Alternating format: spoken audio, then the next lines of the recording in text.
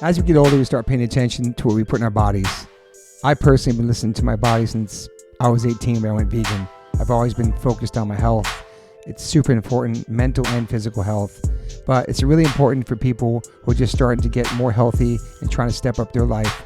Doing your homework, reading the labels, researching and verifying everything that's quality. It's part of the game these days. That's why I started drinking AG1s. I'm so proud to have them sponsor my podcast. AG1 is a foundational nutrition supplement that delivers daily nutrients and gut support and is backed by multiple research studies so you can trust what you're putting into your body. We're all so busy these days, so just throw a pack of AG1 in the morning into a cup of water and shake it up and drink it. I love the way it tastes. I do it every single morning. It's part of my routine. I bring the packets on tour. It's an incredible life changer for me. Many supplements only reference research from ingredients in their product, but I trust AG1 in my daily routine because it's constantly putting the formula to the test. It's backed by multiple research studies, and one of those research studies, AG1 was shown to have double the amount of healthy bacteria in the gut, which is super important because these help digestion in the immune system and the immune health. And these bacteria are known to help with digestion as well, gas and bloating, which I freaking need. And it also promotes regular bowel movements, what I can attest to.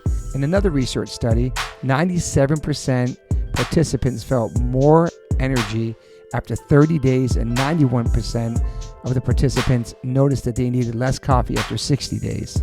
I quit coffee like 5 months ago. I know I'm good on that. But AG1 is packed with a variety of nutrient-dense ingredients and is the perfect complement to my healthy diet. I drink it because I know it's going to work, and it gives me a peace of mind covering all my nutrition bases for the day. In fact, I trust it so much, that's why I'm spreading the word about it. That's why it sponsors my podcast. Thanks to Angie Huberman for turning me on to AG1s, connecting me with them, and now they're part of my podcast. It's so easy and satisfying to start your day with AG1s. Try AG1 and get a free 1-year supply of the vitamin D3K2 and 5 free AG1 travel packs with your purchase at drinkag1.com/OLLC. That's drinkag1.com/OLLC. It's never been a better time to focus on your health and wellness and get back on track, man. Take control of your daily health. Health is wealth. Got to give a big shout out to Liquid Death. I've been in a band called H2O for 30 years, and my first real job with a company is a water brand. Go figure. Love you, Liquid Death. Love the people. Love the brand. Love the concept. Love what they give back. Love the community. Love what they do for the environment. You can go liquiddeath.com/OLLC and get free shipping on any of their merchandise that they make. They have such incredible collabs. Also, if you want to hear the story of the CEO, my good friend Mike Cesario, on the podcast, you can go to episode 115, part 1. And then 2 years later, we dropped a part 2, which is episode 275 with the CEO, Mike Cesario. Just a man from Delaware with a dream, worked at a marketing company, and made this become a reality. Liquid Death is an incredible company, incredible water, incredible people. And I'm super, super honored to be part of them. They sponsor my life. They sponsor everything, my family.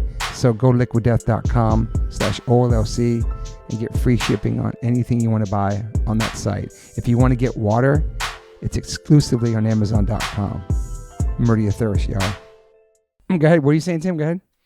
I was talking about that time you drank Max's coffee and just drank it blindly. At Crossroads like 7 months ago, and then all of a sudden, I felt my chest getting really tight, and I wanted to go to Cedars-Sinai. You thought you were having a heart attack. You were having a heart attack? You did. Yeah, I was fucking tripping. And caffeine's not good for my body, man. My body's a wonderland. Okay, that's what that song's about.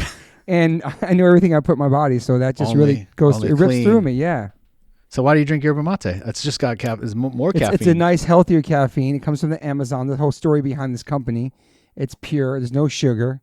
I'll break it down for you. I'm not going to... I used to drink... I loved yerba mate. I went to Uruguay once, and everyone at night... It's crazy they do this at night. They get their thermos, they're like Stanley thermos full of hot water, and they're gourd, and they stuff it full of yerba mate, and they go watch the sunset and drink it.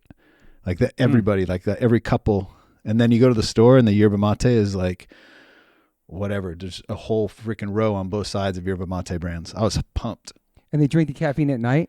I guess they're just used to it, you know? Wow. I mean, a lot of people drink coffee at night. I don't know. Not me. Yeah, I can't drink coffee after 2. I'm fucking done. Maybe some time release caffeine. Yeah, maybe. So it's not all at once. Welcome to the One Life One Chance podcast. I'm your host, Toby Morse. Today I have 2 first-timers to podcasts. A good friend of mine, my brother from another mother, is joining me today. Not by choice. He slept over. We have things to do today. This is Saturday. It's my first podcast on a Saturday. This is awesome. And Tim Millhouse is here. Thank you, Tim, for being here. Hello, everybody. Thanks for having me. Tim has listened to every episode from day one. We have our honest critique about things through this whole process of me having this podcast. We talk every Monday. We talk every day anyway. But thank you for being here. Absolutely. And then in front of me, the man, the myth, the legend, my friend for many years. We've been talking to this podcast for a long time. Mr. Ryan Kingman is here. Hello. Both your cherries are being popped today on this podcast. This is how we do. I'm honored to do that. Thanks for popping our cherries. And if everybody knows me rocking Stance, making the Stance socks, doing collabs with Stance, everything, it's because of Ryan Kingman, my man right here. We'll get to that part of his life later, but so thank you for that. You're welcome. If you see the Stance, you know it's coming from Mr. Kingman and Albie. So thank you guys for that. DJ Albie, shout out. And those Chromag socks, it was like maybe 10 pairs made. 2. No, 3. 3 pairs of Chromag. Every time I post them, people flip out.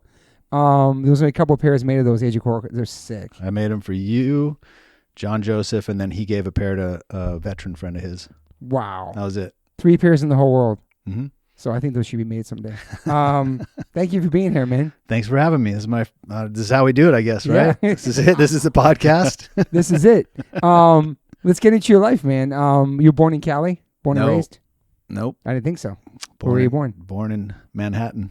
Manhattan, New York. Yep, 1971. So, interesting enough, I knew that, but second enough, people would think you're Cali. There's so many people on this podcast that have been on that you all of a sudden, I grew up in Manhattan, born in New York, but then they go to Cali shortly after that. So, I was born in New York. I lived there for a couple of years. My parents were like, my dad was this sort of ad exec at the time for J. Walter Thompson, and my mother was a Pan American, not a stewardess, but a purser.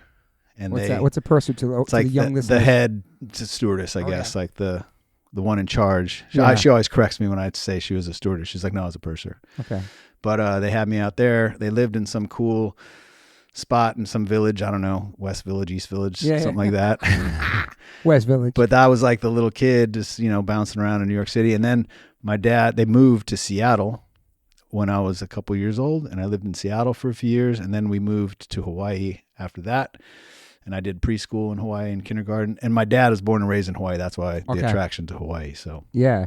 And then lived in Hawaii for a few years, and then they split up, and I went back and forth between Seattle and Hawaii, and like kind of had best of both worlds, Pacific Northwest and the Pacific. That's cool. Yeah, it was fun. It was a good life.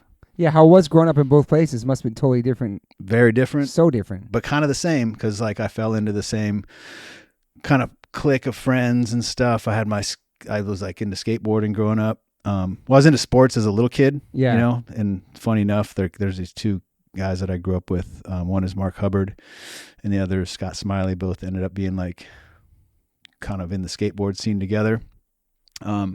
So we played soccer on the same team when we were little kids, and then grew up and ended up skateboarding together. But I had my crew, like my friends in Seattle that were all skaters into punk rock. And then I had my friends in Hawaii that were similarly kind of into skateboarding and punk rock, but more also into surfing and stuff like that. Yeah. So where'd you go to like middle school and high school?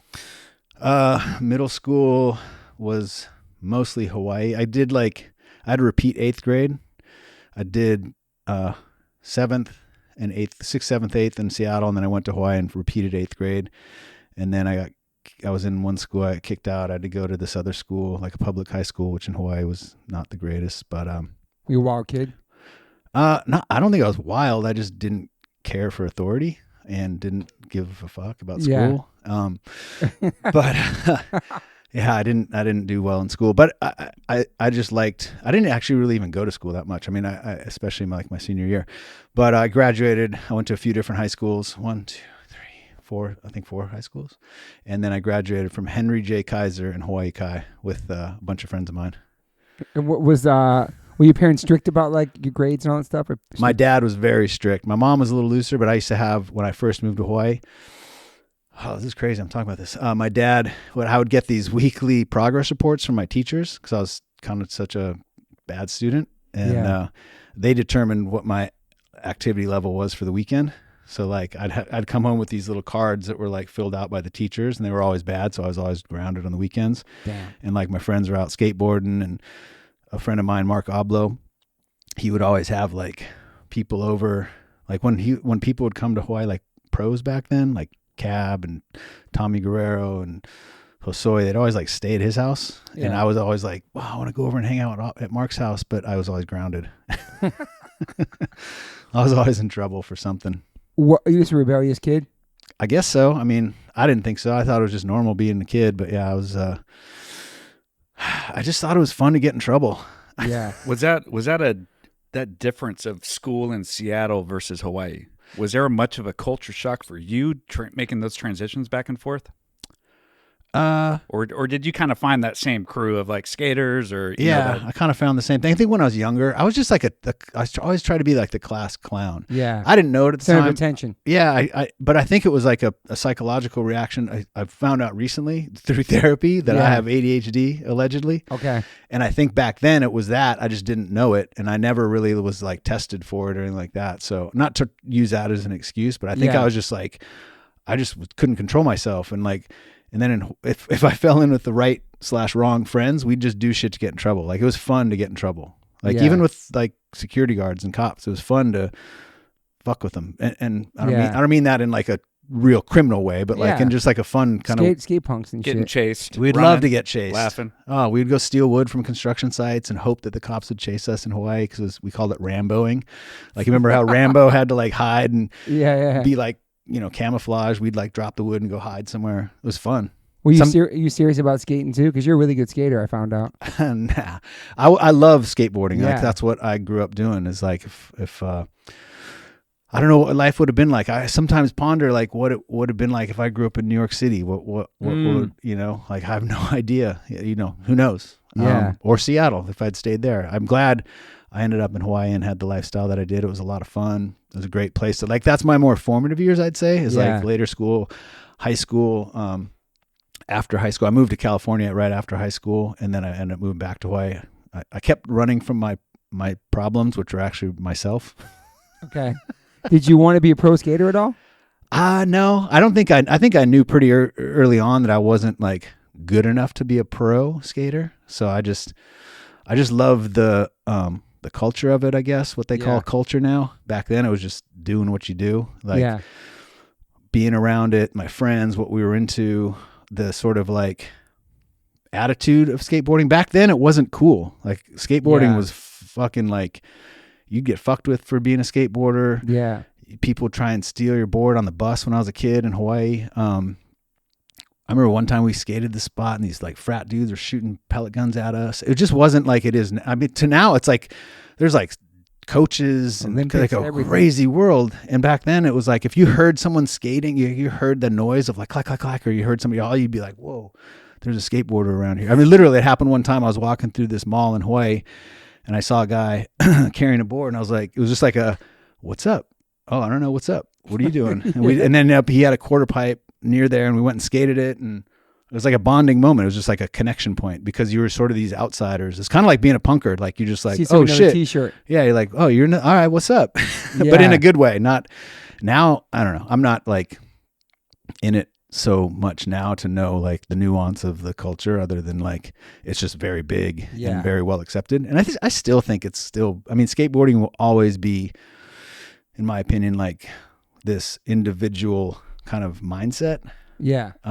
That's not the creativity and just like I just think you have a different optics on the world. Yeah. Like I don't know, it's just different, man. Yeah, I saw a video Ian did about that, talking about skateboarding and how it's like it's not just a sport, it's not, it's not a hobby, it's just how you recreate and see the world through different lenses, you know what I mean? See things differently. And I've been able to apply it to a lot of things just in life. That it again, it's just sort of this like crystallized mentality in myself that I think came from skateboarding. I'd say music as well, punk rock and like early hip hop, all those sort of things are of a similar vein in my opinion, or a thread. I agree. And like it just kind of helped make me who I am, for better or for worse. I don't know. And what was your exposure to punk rock? Like how old were you? Do you remember? I was in 7th grade and I got a cassette from my friend Scott, and it had it had Black Flag and Suicidal Tendencies. And then on the other side was something like Violent Femmes or something. I was like, whoa. That's a good mix. And it was crazy. And then he started getting me into like other stuff. I remember my first punk rock show I ever went to was, I think it was DOA. Nice. At Guerrilla Gardens in Seattle. And I was scared, man. I was like a little kid.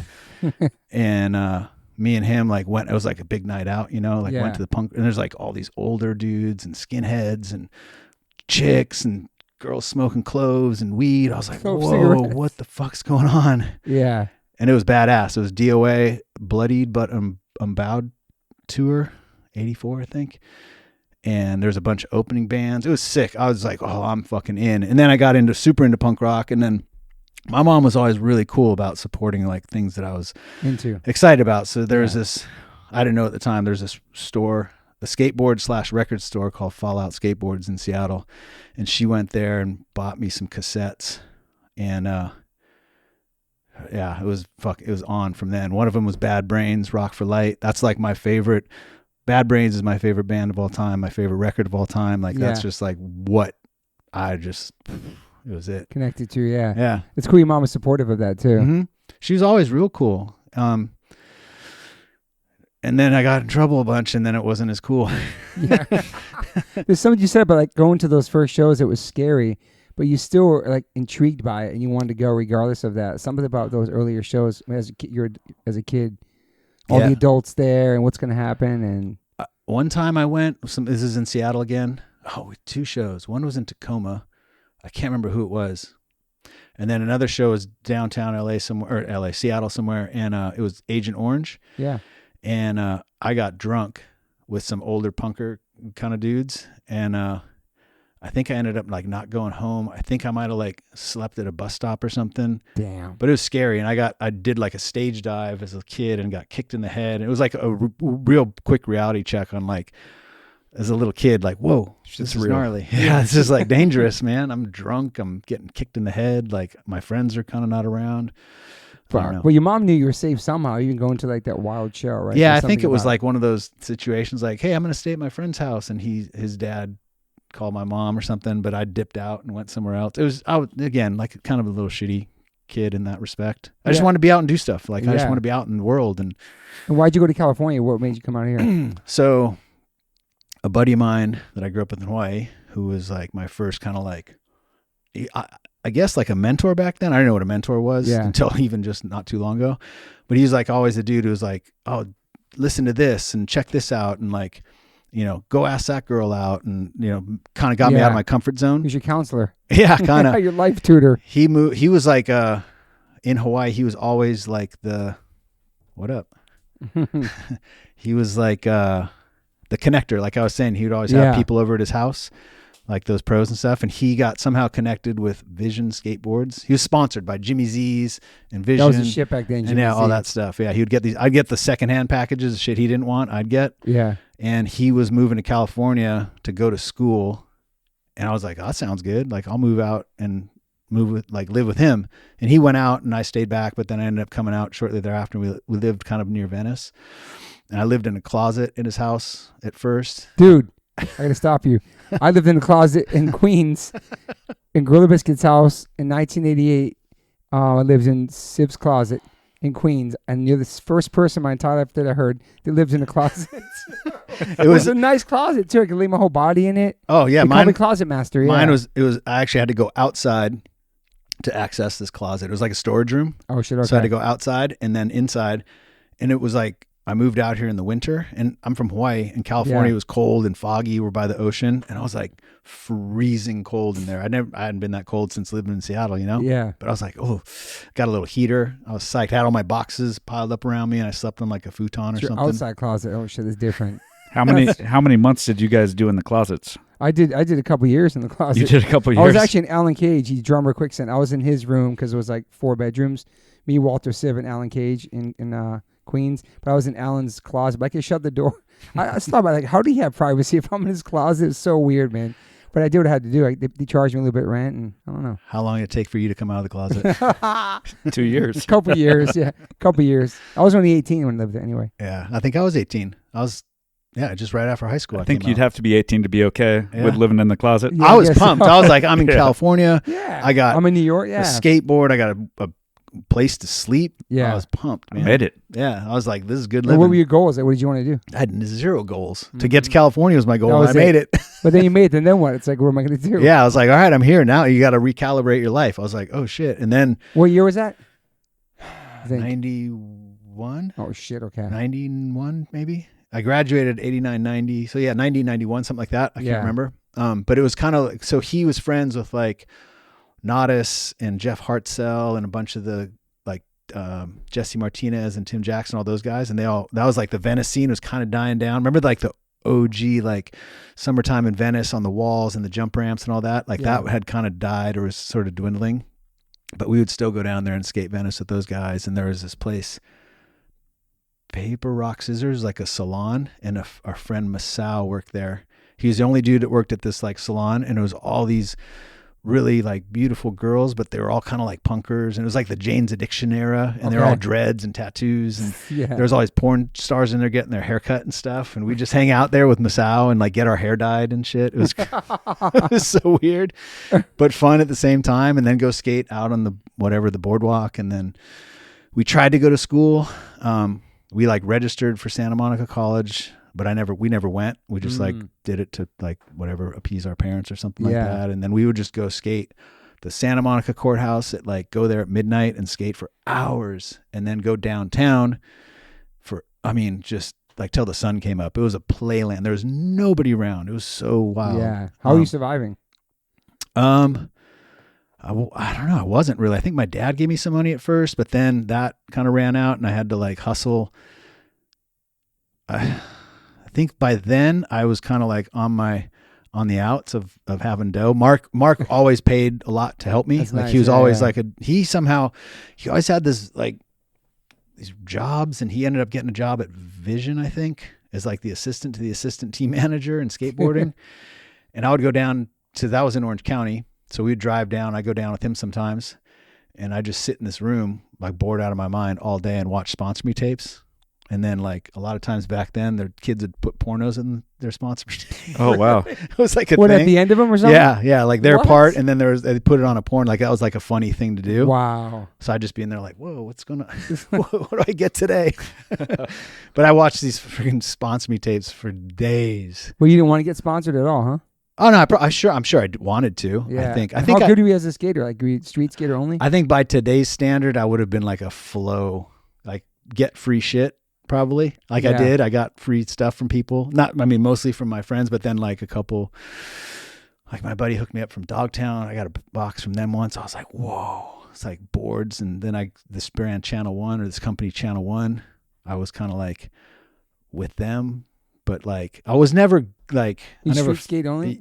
Mini ramp and street skate. Okay. I love skating pools. It was fun, but I was never good at vert. And street skating was starting to like really quickly elevate. Like the blind video days came out, and it was like, whoa, this shit just got real. How'd you get in Trans World and Skateboarder Mag? I don't know what there was. I don't know. Daily Grind feature. I just, I think that was just. So you're a good skater. A homie.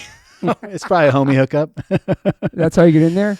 I don't know. Those are big magazines. That's like legit. Yeah. I mean, I just was around. Like, that was when I was working at Element, I think. And, okay. I remember I got a picture in a magazine at Transworld doing a backsmith at this FDR, and I didn't make it. I was so destroyed because in the actual picture I didn't make it, which is like a big no. Yeah. So I had to go back and do it, and I was just like so devastated that it was there and I hadn't made it, and I was like, fuck, man, I couldn't sleep at night. So I went back and made it. It was just a backsmith. It wasn't anything crazy, but that actual one I didn't make. So I was like, fuck. Was Element Skateboards the first skate company you worked for? No. Okay, so I moved out here. We lived in LA, then we moved to Orange County, lived in Costa Mesa. Abla had a job at Vision, then he got a job with this Acme skateboards. This guy Jim Gray. I know Jim Gray. Yeah. OG skater. Yeah. So he did Acme, and then they had Channel One. It was like these two brands under the same roof. And I got a job being like the warehouse manager or shipper. Yeah. I was basically the only guy back there. Like by my standard, I was the warehouse manager, but it was just me. You're running in the warehouse. I was running. Yeah, exactly. And it started with me getting these remember slick bottoms?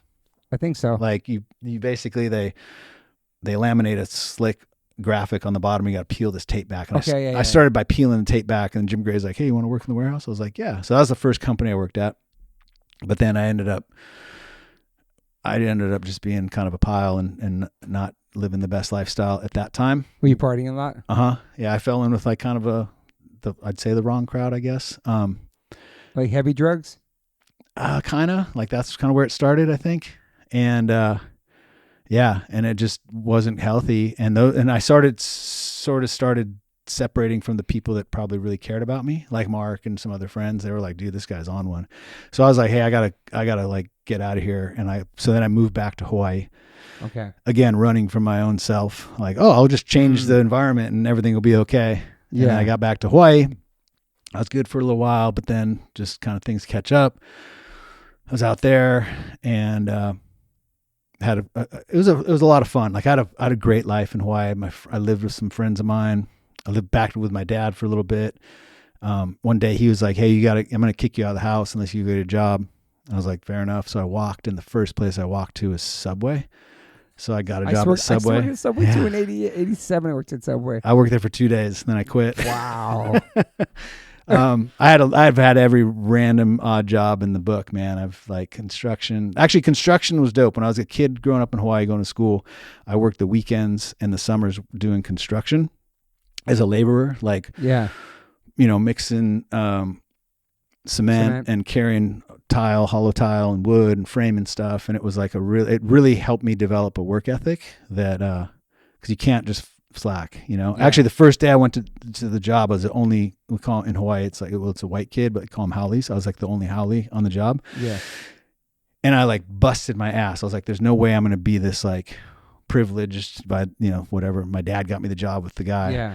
Cause he worked in construction. And, so I busted my ass to the point where they came up. They're like, yo, hey, haole boy, you got to like chill out. Like, don't work so hard. You're like, you're making us look slow bad. down. Yeah. Slow down. I was like, oh. And then just kind of fell into a rhythm and just worked construction like for most of high school, but it was really good at cash, hourly. I always had money. Yeah. It was great. It put you on a better track? Having like responsibility. Yeah, kind of. Like I mean, yeah, I still was like, it's so funny. Like I'm going to go on a weird tangent here. Is that all right? Let's go, man. Yeah. So my dad always wanted me to play sports, and he saw skateboarding as a distraction from like school and sports, right? Sounds like a Rodney Mullen story. Yeah. And so he was like, hey, you can only skate if you're like playing baseball or basketball or whatever. And I was like, fuck, I don't want to play those sports. Like, I don't care. But I was actually pretty good at baseball. Like I was like actually good. But I'd go and be kind of a shithead and like sit in the dugout with like fucking headphones on, listening to like fucking adrenaline overdose or something, just like, oh, it's like, oh. And then I get up and like hit a home run, and they're just like, fuck this kid, man. Oh, I love that shit. They're not giving a fuck, we're just killing it too. But it was okay. And I pitched, and it was fun. I was decent at it. I wasn't that great at basketball or any other sports, but baseball was kind of a thing. But I did it so that I could skateboard on the weekends kind of thing, or like after school, after sports or whatever. So then fast forward. So my dad was like, wanted me to be this certain, and my dad's cool. Like, I don't want to portray him as a bad guy. He was just trying to raise a kid and as a single dad. And he did his best he could. And he did great. And he did a lot of great things for me. But fast forward to like me being a dad, and I have a son, and I'm like, let's skate, let's surf, I want to get you into this music, da da da da. And I was kind of probably like I wasn't aggressive about it, but I was like pushing him into waves that were too big to him too young, and like saying like, we're going to go skate. No, you're going to go skate. And he kind of like had a similar reaction to me to sports, and like sort of didn't rebel. He wasn't like, F you, dad, that sucks. He's like, did it, but kind of like never grabbed him like it grabbed me. Gotcha. And I was like, oh my, it hit me one day. I was like, whoa, I'm like being my dad, but it's like the role reversal where instead of sports, I'm like pushing this, I don't know what to call it, lifestyle of these things that I'm into, because I wanted to do it together with him. Yeah. Genuinely. I was like, oh, we'll skate together, we'll surf together, whatever. And it's very much a thing where I live, that's a lot of parents like surf for their kids and stuff. Yeah. And I was like, oh, so then I just kind of had to take a step back I built a mini ramp in my backyard. We skated that was together. dope, yeah. It just never grabbed him. And again, it wasn't like he was like, this is lame. He just didn't have that. Like, I remember the first time I like dropped in on something, I was so hyped for so long, just like, oh, this energy. I couldn't sleep at night. I was like, oh, or if I didn't drop in, then that night I'd be like, oh my God, I do it tomorrow. Okay, do it tomorrow. Just like sitting there, like looking at the ceiling. Or surfing, if you get like a barrel, your batteries are charged for so long. Yeah. And he never got it and never hit him like it hit me. And that's fine. He's kind of coming around more now and like listening to, like, in my opinion, what I would say is better music. But it's the less you talk about, then he comes around to it. That's interesting you say that, because my son grew up around hardcore. He never really liked hardcore. He knew Hazen Street and H2O because that's all he knew. Mm-hmm. But then he liked little Madball because he'd see him play, you know? Mm-hmm. Then he went off and found his own music, death metal and mumble rap and all this shit. And fast forward past couple, I don't know, maybe this past year, I've caught him listening to Madball or some other bands. He's like, yo, this shit's banging. I'm like, yeah, told you seen so that your whole life, but he wanted to find it himself. Mm-hmm. And like, I called Mike Judge yesterday because I got into Max's car. He was listening to Judge, and he was listening to Where It Went. And I go, what are you doing? What is this? He goes, dude, this came up on my Spotify. I'm like, I go, you like it? It was, this is awesome. I go, you met Mike like 1,000 times. He goes, I know, but I never really listened to his band. It's got to be a natural discovery. Yeah, they don't want to put it. They don't want to push down. Like a lot of people think my son loves hardcore and this and that. He doesn't really fuck with it. He loves it and sees it, but doesn't listen to it. Mm-hmm. But now, like happening to you, and now he's coming around to it on his own terms. Do you know what I'm saying? Like, it's not in his face. I never did that. Like, you have to be this, you have to be that. Like, if he wants to eat meat, he can eat meat. If he wants to not be drug free, he can do that. He's fucking 19. But this is the way we live in this house. Mm-hmm. Do you know what I'm saying? Like, it was never like, listen to hardcore, get tattoos, skateboard. You know what I mean? Like, I don't surf. I've tried just because it's him, and it's fun, but it's hard. And I just kind of gave up on it. But that's his thing. He does it every fucking day, and I think it's cool. He has something. It's just him, you know. But like, there's one of course I want to join him. Sure thing is like your kid's not going to be exactly what you think they're going to be. Yes. Like that is, in my opinion, fact. Like, yes. And the more people push that agenda, I feel like they may have a success in the beginning, but look at statistically speaking, like any sports athlete that's a phenom wishes they probably had a different relationship with their parent growing childhood. up. Yeah, because it was so gnarly. And a lot of times if they don't have the phenom click, then they just fall out into like something more negative. You know, they don't have the success. So they just kind of like, I don't know. It's like, or that pressure to do what their dad wants them to, or their parents want them to, right? Like to succeed in that, something they're kind of forced into. I listened to a podcast about it, and it was like I can't remember the name of the podcast or the statistical data, but it was like bona fide fact. Like the more you push it, the more likely it's not going to happen.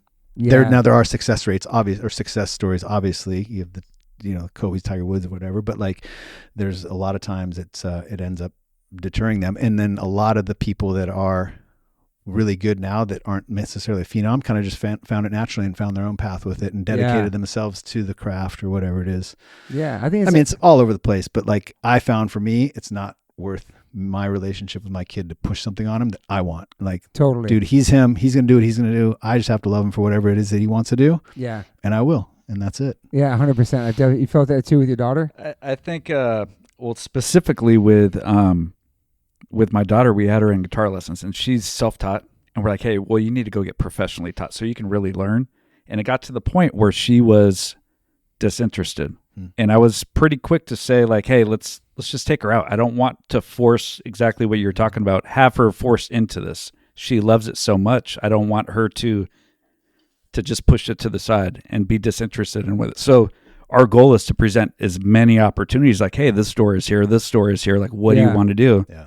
That's cool. And just open up all the doors if possible. It's interesting when your kid goes, like, if you see, like, well, for us, Max started banging on things. Let's get him some drums. He might be a drummer, but he actually turned into one. But then, like, oh, he likes skating, or he likes this. Okay, we'll buy a skateboard. I got a hookup.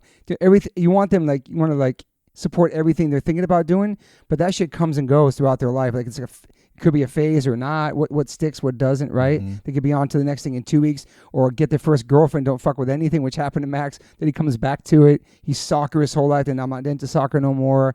So all that shit, like, and we all been through that too, but you want to support everything they might even mention you, barely mentioned you, like that. Guitar, okay, I'm gonna hit my boy with Fender. I got a guitar for you, but no, I'm thinking about it. Like, we want to like support and like. Yeah, we love you. Like, we want to do this, but I don't want it to be my goal. Like, Yeah. what do you want to do? What makes you happy? But it's hard because you want like that, especially that father-son shit. I think it's, you know what I'm saying? It's like the bond, like, I don't know, doing the exact same shit. And Dude, with music, my dad was like, listening, I'm like blasting Public Enemy. I had a Public Enemy shirt. He's like, what's this Public Enemy crap? I'm all, because he just saw Public Enemy. He's like, what are you, he doesn't have no context. I'm wearing this shirt and it's got a target. And he's like, what the hell is this? And then I'm blasting in my room. He's like, what the fuck is this music? I'm like, oh, Dad, this is rap and this is, and I'm psyched and punk rock. He's just all, and I think I had a mohawk at one point, and I got kicked out or sent home from school for it. But oh wow, he, it just was different. And then my son, he listened to some crazy shit. I'm like, what are you listening to? What is this shit? Like, it reminds me of my I dad. know. I'm like, what kind of music? What's crazy that you're hearing to your ears? I don't even know what it is. It's like gamer stuff that he hears in games, or here's one that he watches these shows on YouTube that are just like these memes. It's like comedy, meme after meme after meme. Yeah. And he's just laughing and I'm like, what the fuck? You find this funny? Like, what the fuck is this? I'm like, I just don't get it. And then I'm like, I'm just old, I guess. You're not supposed to get it. We're not supposed to. And this is the hip hop too. That's like the mumble or the different kind of death metal, or like he loves, he likes music from soundtracks, like Guardians of the Galaxy. Like cool. He'll download that on his Spotify and listen to that. So I'm like, oh, okay, this is cool. Like some classic rock, and then he's like super into the Clash lately. I don't know where it came from, but he's like, I took him to the record store for the first time. He bought some records. I was like, oh, all right, here we go. Like, this is fun. Yeah. He's into vinyl. But again, I'm not pushing it. I'm just helping support it. Yeah. And if he wanted to go buy any fucking record he wants, I'd buy it for him, because dude, do what you do. You do you, you know? I might not like it, but it's cool. That's it's crazy when you say like the different styles of hip hop. It's still hip hop that we grew up on, but it's a different style. And like going to see different rap concerts with my son and just the heavy stuff he listens to, or Pantera, all stuff I never really listened to. Mm-hmm. He's like turning me on to Slayer. Like I don't really cared about Slayer. You know what I mean? Has she taught you anything? Like turn you on to anything you never heard? I haven't really liked much of what she's shown me, to be honest with you. They listen to some wild stuff, but honestly, she really listens to mostly what I listen to. Wow. Like her favorite brand is Radiohead. That's cool. She loves Elliott Smith. She's not really into hip hop. Okay. Not as much like sophisticated hard punk. taste. Yeah, she's kind of very indie artsy, that type of music. But she grew up in it.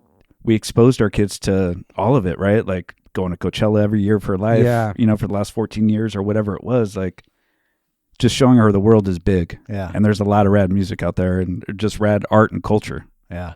Like tonight, you're going to check out Scowl for the first time. Exactly, yeah. That's cool.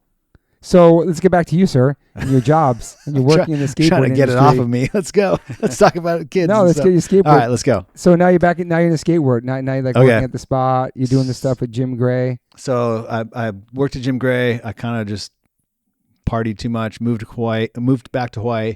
Lived there for a few years. Did a lot of fun stuff out there. I had a bunch of friends. Did you ever try getting sober?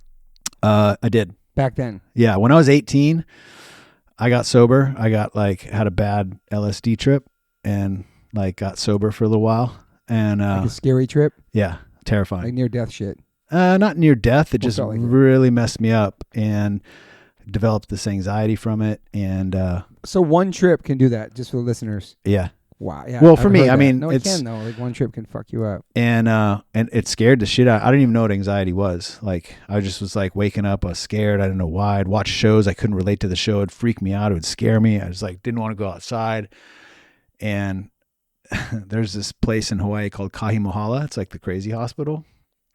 And it was like when you're a kid, oh, you're going to end up in Kahimohala, joking around and shit. And then I found myself looking it up in the freaking phone book and calling him hey, I'm crazy. I don't know what is going on. Literally called the crazy hospital. Wow. This is during your acid trip? No, this is after. This is days after post, you're feeling those effects. Months after. And oh, wow. I couldn't figure out what was wrong Did with we talk me. to anybody about it back then? You didn't talk to anybody? No, I didn't know anyone. I didn't think anyone could relate to it. I just was I was ashamed. I was scared. I was I don't want to tell people I'm scared, And so not out of some tough guy shit. I just was man, I didn't want to tell my dad. And I remember going to skateboard with friends. And I'm oh, why am I tripping so hard? It's oh. And so anyway, I ended up calling this place. And then finally they were like, hey, you should probably go see somebody about this, not us. You're not coming here. Like this isn't. Yeah. So they recommended I call it, I think it was like a psychologist. I can't believe I'm talking about this. And psychiatrist. And I went, I told It's your life, Kingman. okay,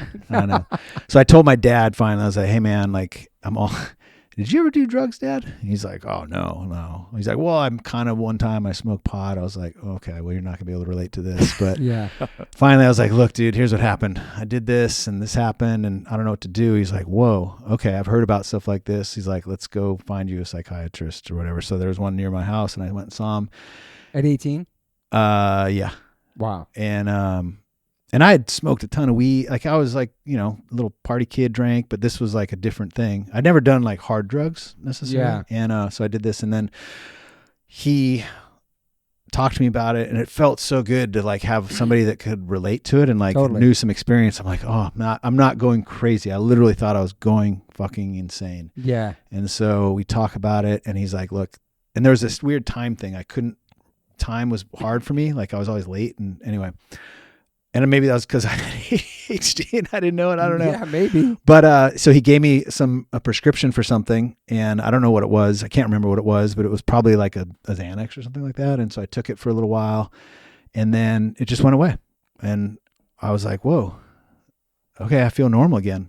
And I stopped taking the medication and just have never had it since. I've had anxious moments, but never like that sheer panic of like, the world's closing in and I didn't want to go anywhere. Like I remember watching The Simpsons and just being like, not terrified, but just so like nervous about watching it and the content and just like, oh my gosh, this is so hard to watch. Wow. Or cartoon, just crazy shit. And again, that's why when somebody is like, I feel such empathy or sympathy for people that have mental afflictions. Cause I'm like, gosh, dude, I don't know what it's always like, but I have a relatability to people because I'm like, man, I've been there. I've been scared. You can't control your thoughts. You're just like, I'm going crazy. Nobody knows this. And so I've always tried to like lean into somebody who's been like that. And I remember I was at Stance one time and this is embarrassing, but I didn't work there anymore, but I was like still around. And as a co-founder, they asked me to come back and like host one of their meetings. It's like a quarterly business meeting or whatever. And so I was like the MC and just like introduce people. And then they asked me to speak to one of the values. And there was gratitude, performance, personal responsibility, entrepreneurship, and creativity were the 5 values that we kind of rallied around from a brand standpoint. And I was like, they're like, which one do you want to speak to? I was like, I'll speak to personal responsibility because I've been through a lot. I've utilized personal responsibility for myself to pull myself out of things like being sober or working through the stuff. And I got up and I was like, I'm going to talk about my life and these kind of like challenging moments. And like, I talked about, depression. I think it was, sort of like my, I call it fighting or whatever, like my, lack of respect for authority. Yeah. And I think drugs or something. And I started to talk about it and I fully broke down and like started crying in front of like 100 something people. And I was like, oh my God, I'm so embarrassed. But wow. I guess I needed to do it. I don't know. It felt, I was really ashamed, but I kind of pulled it together and spoke and sort of got through it. And then it's all real side of you there though. You know what I mean? Yeah. Cause I didn't realize it was going to come over me. I was like, whoa, shit. This is like, I started to talk and and then it's like tears. I'm like, oh fuck, this is so bad. And like, I'm up on a podium with there's all these people. I'm like, oh my God, this is so embarrassing. But I got through it. And then afterwards it was like this really weird thing where there was a lot of people that I think had been going through similar things and there was a relatability and they were like, oh, here you are as this person that, was working at this brand as a co-founder and you have these things that you've dealt with and everyone has their shit. Everyone has their shit. Yeah. And they were like, hey, how did you, and I ended up talking to a bunch of people about it. And it was like this connection point for me with people that was like very authentic. And like, I didn't do it for that. It just happened. And it was like, oh man, it opened up other people to like, to feel, what's the word? Like vulnerable to talk about some of their own shit. And I was like, hey man, you can be vulnerable with me. I don't judge anybody on anything because I've been through it. And so if I can help you, I'm down to help you. If I can lend you any sort of advice, I'm here for it. I don't have everything figured out, but that's part of the journey. So it was like a moment. I can't remember how we got on this. No, how long have you been sober for now? I don't know. I can't keep track, but it's not been that long. I went for 14 years sober. Yeah, okay, let's go back it up. So Okay. Why'd you go the 14 years ago? What was the breaking point for that? Okay, so you moved from Hawaii back to California, oh man, right? this is going to be such a roller coaster ride of my life. It's going to help people though. If it does, I will. I'm glad to share it. I don't want to do it. This is just kind of like what you said on the podium when you made that talk. Those people that heard you or felt you. This is a little bit more than 100 people going to be listening to this. It's 10. So yeah, I got. So I found I was living a destructive lifestyle. Let's call it. Is it in Hawaii? Or back in California? In California. And then I moved to Hawaii. Continued to live a destructive lifestyle, and I was like, I got to get out of here. So I moved back to California, and I moved in with my friend Mark Oblo with the intent of like, hey, dude, I got to clean my shit up. I got to get sober. I want to like recalibrate my life. I need to focus on my life and making myself a better person. I need to like figure out what this whole thing's about, because I was just floating, like working rod jobs, valeting cars, doing whatever, and it just, it was about partying and having fun, and there's always a group of people around you that are just right there for it. There's down for it. Dude, they're always you can always find those folks. But do they have your best interest? It feels like they do. Yeah. I don't know if it does or if they do. I hear people say once you go sober, like their phone doesn't ring anymore. They don't hear this from people as much. You see who your real friends are, right? In a sense. Yeah, you're not the party guy no more. Yeah, I was definitely that for a while, and I don't mean to be disrespectful to my friends that did party, because I think they did care for me, but it's just easy to fall into that routine of just like, hey, you want to grab beer, or hey, you want to do this, or you want to do that, and so I just fell into it. So anyway, I moved back to California, got sober, and was like so I was always into martial arts my whole life, and like always working out and staying in shape. No, not really. I liked karate when I was a kid, and then I got into, when I was in Hawaii, I did this stuff called Chinese Kempo, which was really more about my instructor at the time was this fucking gnarly guy. Grew up in Mayor Rights Housing, which is like gnarly in Hawaii, and he was a sheriff, and like he was like a street fighter, and so we all trained with him. Me and my friend Cully Sanders, a bunch of us all trained with him, and I loved it. It was like I loved the discipline, I loved the focus, I loved the like all those aspects of martial arts really spoke to me, and I've always been a fan of it. Even just watching kung fu flicks when I was a kid, and Bruce Lee and all that, and so.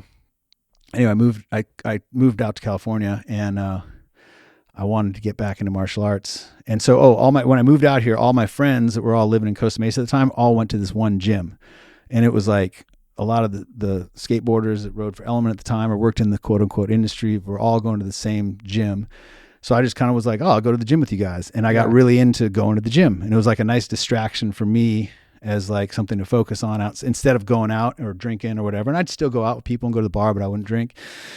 And anyway, I got into that, and then I got really into that, and I started to like get kind of big and like really focus on lifting weights. You can't get believe I'm jacked, talking right? about this. Yeah, I'm like probably, it came out, I was probably like 175, and then I got up to 225. Wow. And I was like going to this place, this like supplement store. It was like kind of a specialty one, and there's this dude that worked there, and I just was like, I think I went to go get some like protein one time, and he's like, hey, try this. And I was like, what's that? He's like, oh, it's this, it'll do this, all over the counter stuff. Yeah. It's all not illegal anymore, or not legal anymore. But at the time it was like this stuff called androstenedione and all these like human growth hormone that you could just buy it over the counter back then. You get jacked. Yeah. But I loved it. I was like, oh, this is like, feels good. I could lift heavy. And I was into martial arts. I was training with my friend.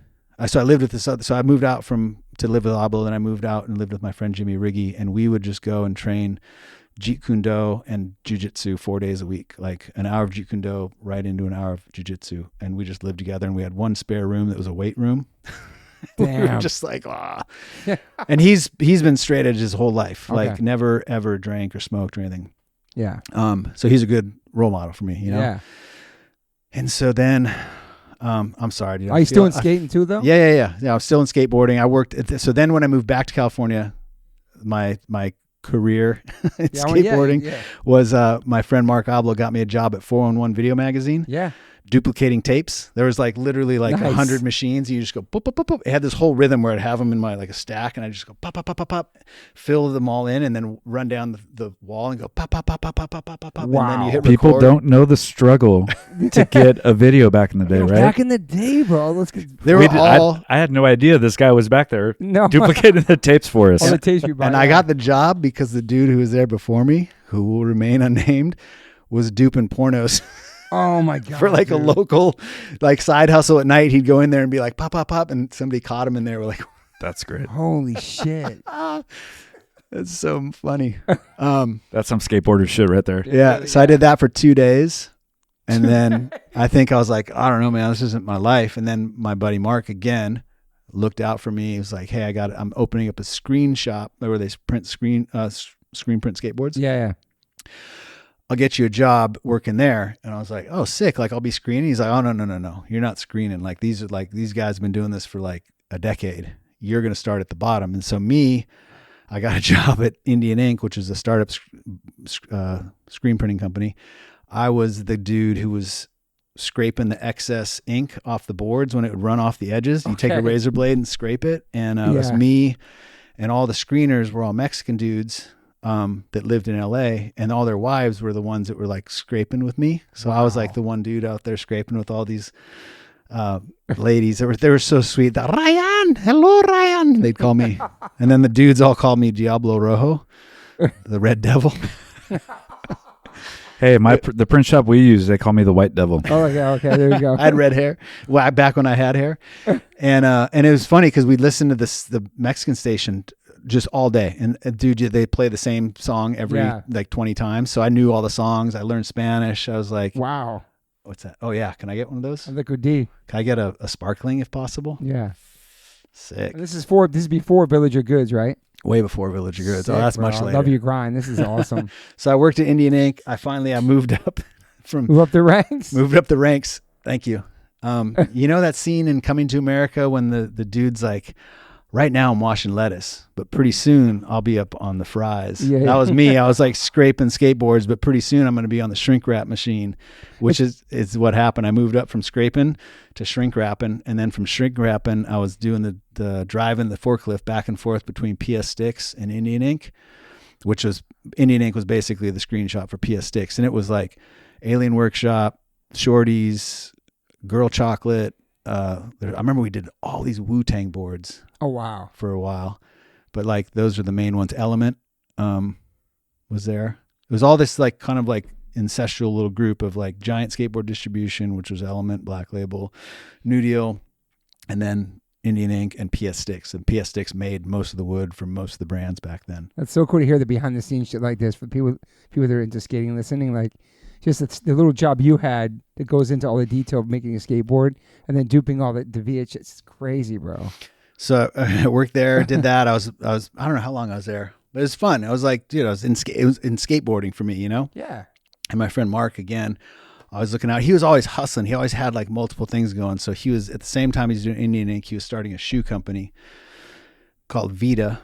And he started Vita, and it was with this guy, I think his name is Lance, who did Duff's shoes. I know Duff, yeah. And so he left Duff's, and him and Oblo started the shoe company. And so then I left Indian Ink to go work for Vita as like a sales guy. I'd never worked in sales in my entire life. All of a sudden I'm like a sales guy. And it was really hard because at the time the shoe market was like DC, DVS was like these big shoe companies. Vans was still like not even that cool back then. It was like still smaller. Yeah. And so I worked at Vita for a while. And so anyway, then correlate that back to my like lifestyle where I was working out a lot. And then I went and I got this stuff. This guy at the store was like, hey, drink this stuff. It'll help you sleep better, help you through recovery. And he's like, if you drink too much, wink, wink, you get like a buzz. And I was like, oh, cool. Man. What's this? And I bought a bottle. Oh no, it was gnarly. And I bought a bottle of it, and you're supposed to drink like a cap of it. And I didn't know it at the time, but it was basically GHB. Okay. Which is... What is that for listeners? I don't know technically what it is. I think it's like a tranquilizer of sorts. Because if you drink too much, it'll fuck you up like big time bad. but I would drink it and I'd get like this little buzz and almost felt like this euphoric feeling. And so then that kind of like kicked me back into like, it was like, oh, it's healthy. I'm doing this thing that's good for me, but I get a little buzz. And then all of a sudden, started drinking again. Fuck. This guy has no idea what he did to you, man. Was that your main thing, alcohol? Yeah. That you were struggling with? I mean, when I was a kid, I can't believe I'm talking about this all. But as an adult, like when you're talking about sobriety, like that was your crutch. Yeah, like yeah. It's still to this day. Like I could probably like, what do they call it? California sober, where you like smoke weed. I don't like smoking weed, but alcohol is like fire water. It's like the one that like is my downfall. 110%. Like it's no bueno. And how long has it been since that for you?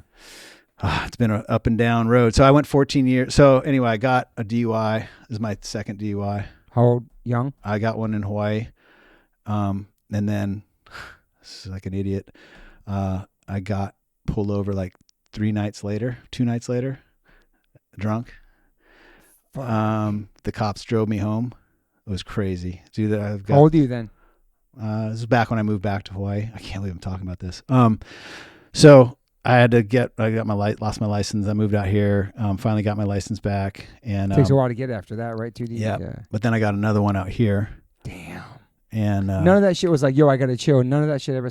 No, it always did. It's a bad disease, man. It's like you can't just say stop.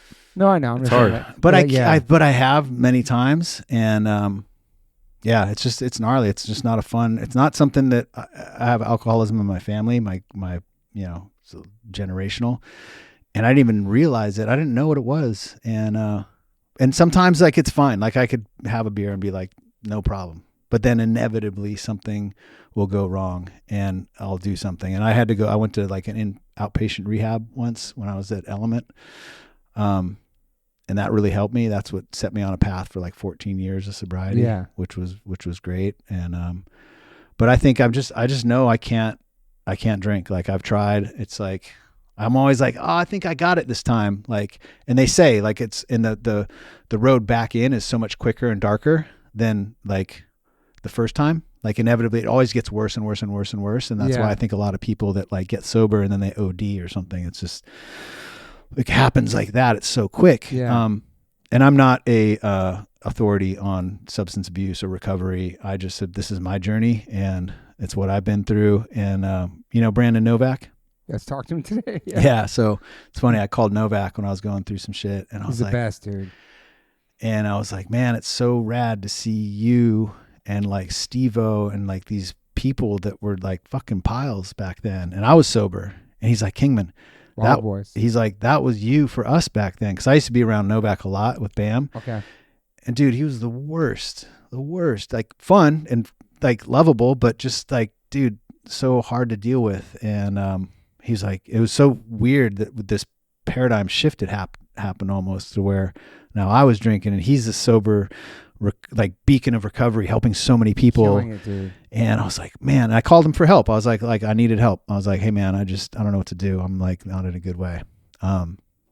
And it's been a very challenging journey for me for years. But were you sober when you were involved in all this business? So 14 years sober, that's a long time. Mm-hmm. You got a lot of shit done, man, in those years. Those are the most productive years. I mean, weird how that works. Huh. I mean, you were sober. Yeah, I mean, you were sober when you worked at Element too, marketing director. I got sober at Element. I don't remember the date. I should probably remember that. But I got sober at Element. I was there for 11 and a half years, saw lots of different things. I joined. It was a small kind of like really dope skateboard brand. And then we got bought or acquired by Billabong, which was like a really tumultuous journey from a skateboarding standpoint. Yeah. You know, it was like not common in surfing or in skateboarding. Yeah. Especially from like a surf brand, which there's always been this sort of like, a lot of people that skate surf. Yeah. But from like a business standpoint, there's always been a little bit of a stigma.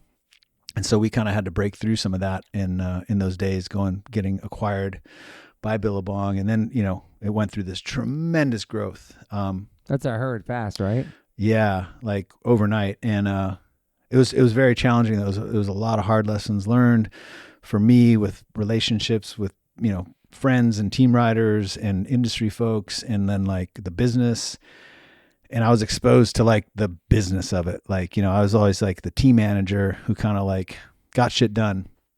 And now all of a sudden, I remember when they Billabong bought, I guess acquired is the technical term, Element, the guy who was running Billabong at the time.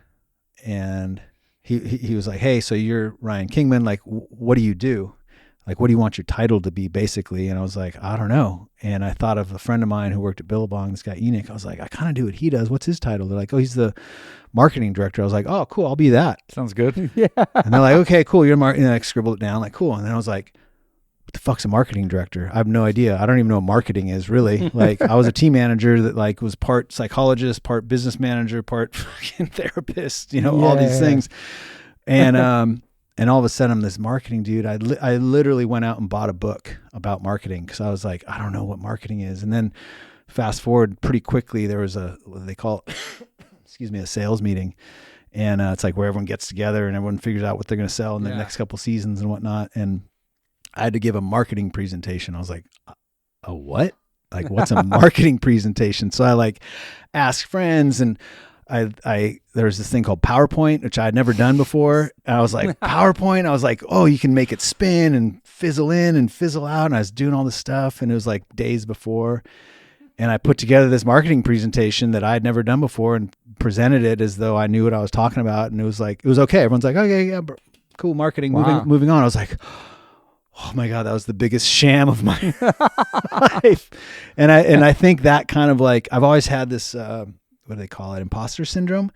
Cause I didn't go to school for marketing. I'm never like, I've learned a lot, but I've always had to learn the hard way. And I've always learned like by doing it. I didn't go to school. I just got it done. Yeah. I just, by, sometimes by the skin of my teeth, but I worked my fucking ass off, and I had this like really good work ethic, and I was not going to let something get the better of me from a career standpoint. I was like, I'll fucking work for 4 days straight, stay up. I don't care. Like, I'm going to figure it out.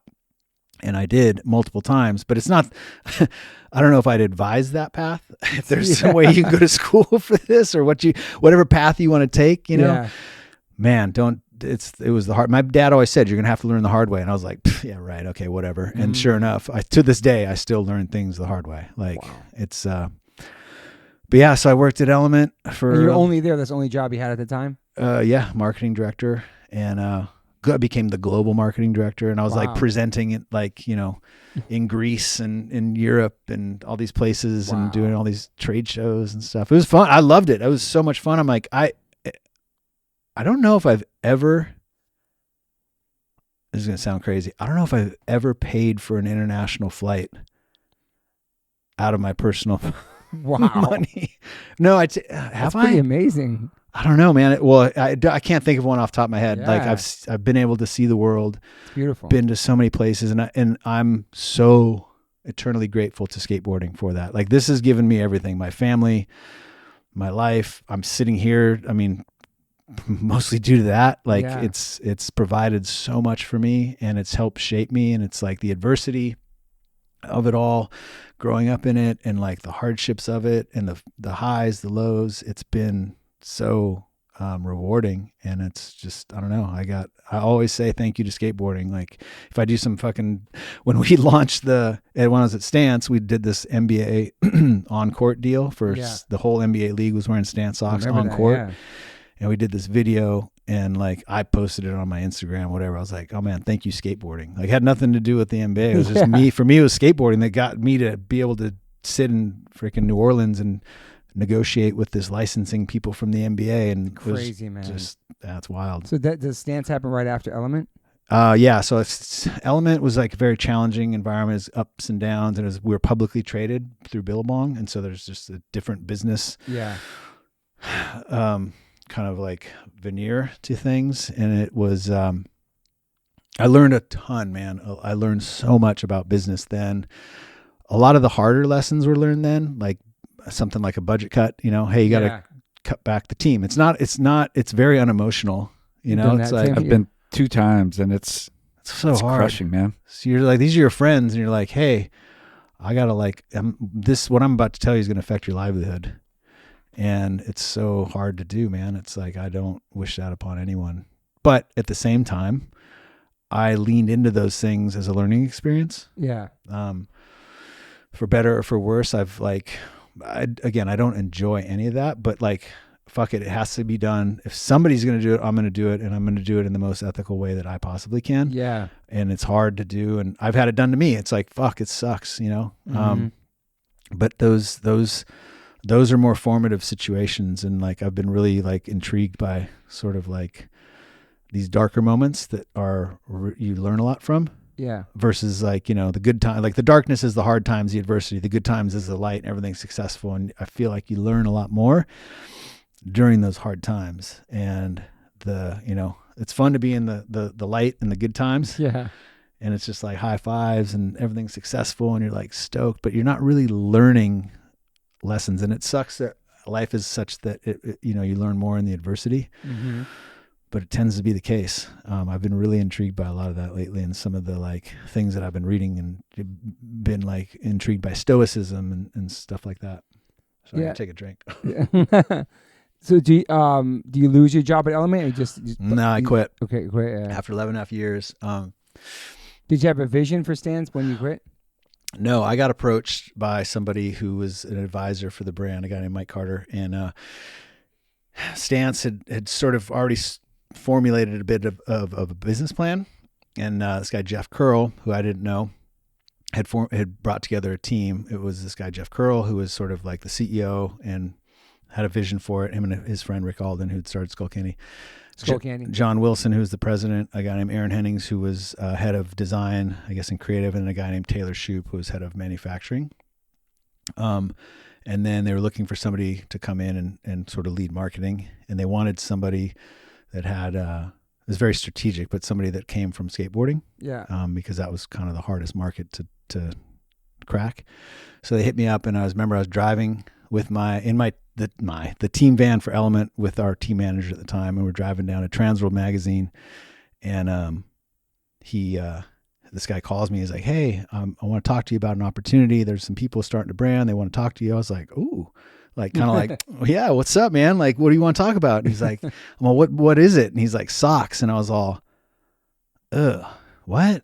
Socks? Like, okay. I mean, and I'm always been, and I would advocate for anybody else, even if they were working with me, to like listen to what is going on out there, like meet with people. If somebody's approaching you, like people that have worked on my team specifically, and somebody's like, they're like, "Hey, I got hit by so-and-so." I'm like, "Hey, have the meeting." Yeah, like, man. It might mean something great, but learn from the experience. Like, totally. See what else is out there. Like, if you end up leaving this place that we're working together, that's fine. It's for a better thing. Yeah. I've always encouraged people to do that. And so I was like, "Hey, I'd love to talk to him. Like, let's see what this is all about."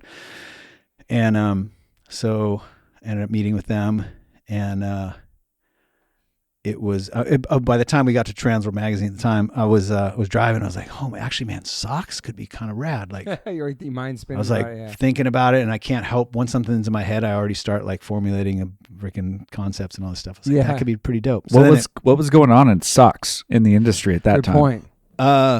Not a whole lot. I mean, there was is that like why the response came, like socks? Like, who's thinking about socks type of thing? Yeah, there was like sock brands, like a Happy Sock. Yeah, I know Happy Sock. Yeah. They were like a thing, very colorful and vibrant and sort of like European. Yeah. Volcom had a sock, like a cool sock program. They had these sock puppet things that they did, and it was kind of cool. And then there was like, but there was, I mean, Stance was not the first sock brand by any stretch of the imagination. And so there wasn't a whole lot. There was a white space. And again, this guy, Jeff Curl, highly intelligent human being, one of the smartest people I've ever been around. Like, when he starts talking, I'm like, that old commercial E.F. Hutton, like when E.F. Hutton's talking, you listen to, every time he's talking, I'm like, whoa, what's he talking about? But they looked at a very strategic opportunity in the white space, and they put together this whole presentation, and they pitched to me, and I was like, fuck, this is dope. Like, this is gonna be a lot of fun. And so I met with them, and I was super intrigued, and I guess there was other people looking that they were talking to for the opportunity as well. People that I didn't know at the time. I knew them, but I didn't know that they were like talking to other people. Yeah. But coming to find out later, I was like, "You were talking to them too? Oh, that's fucking hilarious." Yeah. And so I ended up, I went and presented my like vision for what could be.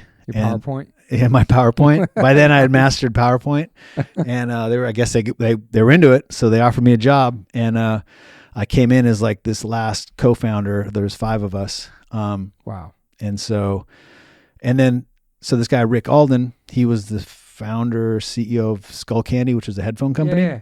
And so Jeff Curl, sorry, this is details that maybe nobody cares about, but Jeff Curl was the chairman of the board of Skull Candy, and he had this vision for a West Coast office. So they moved, it was a Utah company. They opened up like a satellite office in San Clemente, where I was. And because the success of Skull Candy, there's a lot of investors that were associated with Skull Candy that invested in Stance. Gotcha. Small amounts, large amounts, whatever. So there was always this like familiarity between the 2 brands. And I think a lot of people in the industry thought that we were just a subsidiary of Skull Candy. And I didn't like that particularly. Like I was like, hey, I'm nothing against Skull Candy, but like we're going to do our own thing. Like I don't want to be what they're doing. And so I was always kind of like fighting against that. Like, no, that's them. This is us. Like we're separate. But we were in their building, in the basement, like all these things. I was like, God, I just want to get out from under this like perception. And that's what it was, just perception. It wasn't anything technical. Yeah. And so anyway, we started a sock brand, and it was like a lot of fun. It was like, I once again, I'm thrust into this environment of, I don't know what the fuck I'm doing. Yeah. I'm a marketing guy. I'm fucking come from skateboarding, and, socks. Like, what are we going to do? And I had a vision, but I did have a vision for what I thought could be rad for socks. And I remember I just looked at the presentation the other day. I was like, whoa, that's kind of cool. Like it was fun to kind of revisit that. I love the Punks and Poet stuff. I like all the collabs. And that was it. Like once we landed on the uncommon thread, the Punks and the Poets, like it's just things started to click, and it was like uncommon thread. So clever too. It was so fun. Yeah. And it was funny because I'd get like a 50-50 response from people when I'd tell them I was doing this. Like half of them were like, oh, you're fucking crazy. You're leaving this like safety of this bigger brand at the time to go do a sock company. Like you're crazy. And the other people were like, damn, that's fucking dope. I was going to start a sock company. I'm like, oh, wow, we should have. 0 to 70 million like in 6 years or something. Yeah. And it wasn't easy at first. Like it was really like, there's a lot of times where I was like, I don't know if this is going to make it, you know. It was we had funding, which was nice because it provided runway, as you say in industry speak, for you to kind of like make some mistakes early on. But we had a lot of competitive advantages. One, we had Jeff Curl, who was like highly intelligent, did the market research. We had John Wilson, he was the president of Reef Footwear and worked at Oakley, tons of sales experience, really well connected. Aaron Hennings, who was head of creative, super sharp when it came to like building out the product designs and that sort of stuff. And then we had this guy, Taylor Shoup, who was young. He grew up Mormon, and he went on a mission in Taiwan. So he spoke fluent Mandarin. Wow. And he had a sourcing company in China. So he had like we had a competitive advantage with him. We didn't have to go through these agents and stuff. Okay. So, and then myself, from a marketing standpoint, I understand like the skate landscape, and then also sort of like lightly the action sports or board sports. And that's where we really wanted it. It was skateboarding, snowboarding, and surfing. And so I quickly had to kind of learn more about those other two. Like I'd been associated to surfing through like the friends of mine that were down the street at Billabong. I'd been on some surf. I love surfing. I just didn't know the nuance of the surf industry. And each one of these is so nuanced. There's so much nuance in anything. It's like any industry, I guess, music, art, whatever. Excuse me. And, but it was a lot of fun for me, and I like really leaned into it. And it was at Stance that I first really, like, I thought I learned a thing or two at Element, but at Stance is when I really started to learn about work and business. And there's one unique, and I've said this to people over the years that I felt like was a epiphany for me, is I'd be in meetings at Element and with like a lot smarter people, successful business people, and they'd be talking and using this vernacular that I didn't understand and this and that. And I'd just be like, I would want to ask, but I wouldn't, because I didn't want to appear to be ignorant. Out of place. Yeah. I was like, I'm not going to ask. That's a dumb question. Yeah. And then I went to Stance, and like the smartest people were asking those questions. And I was like, huh. Like Jeff, the CEO, would be like, hey, I don't understand this. Can you explain that to me? I was like, oh, It's okay to ask questions. Yeah. And that was really like a moment for me where I was like, okay, you don't have to know everything, but you just have to be willing to ask the question or be able to find the person to ask the question to. Yeah. And it was like a big opener for me where I was like, oh, sick. Like, and I also discovered what mentors are and like reached out to people to get a more, like, you obviously have friends that you can call like, hey man, I'm going through this. Yeah. What should I do?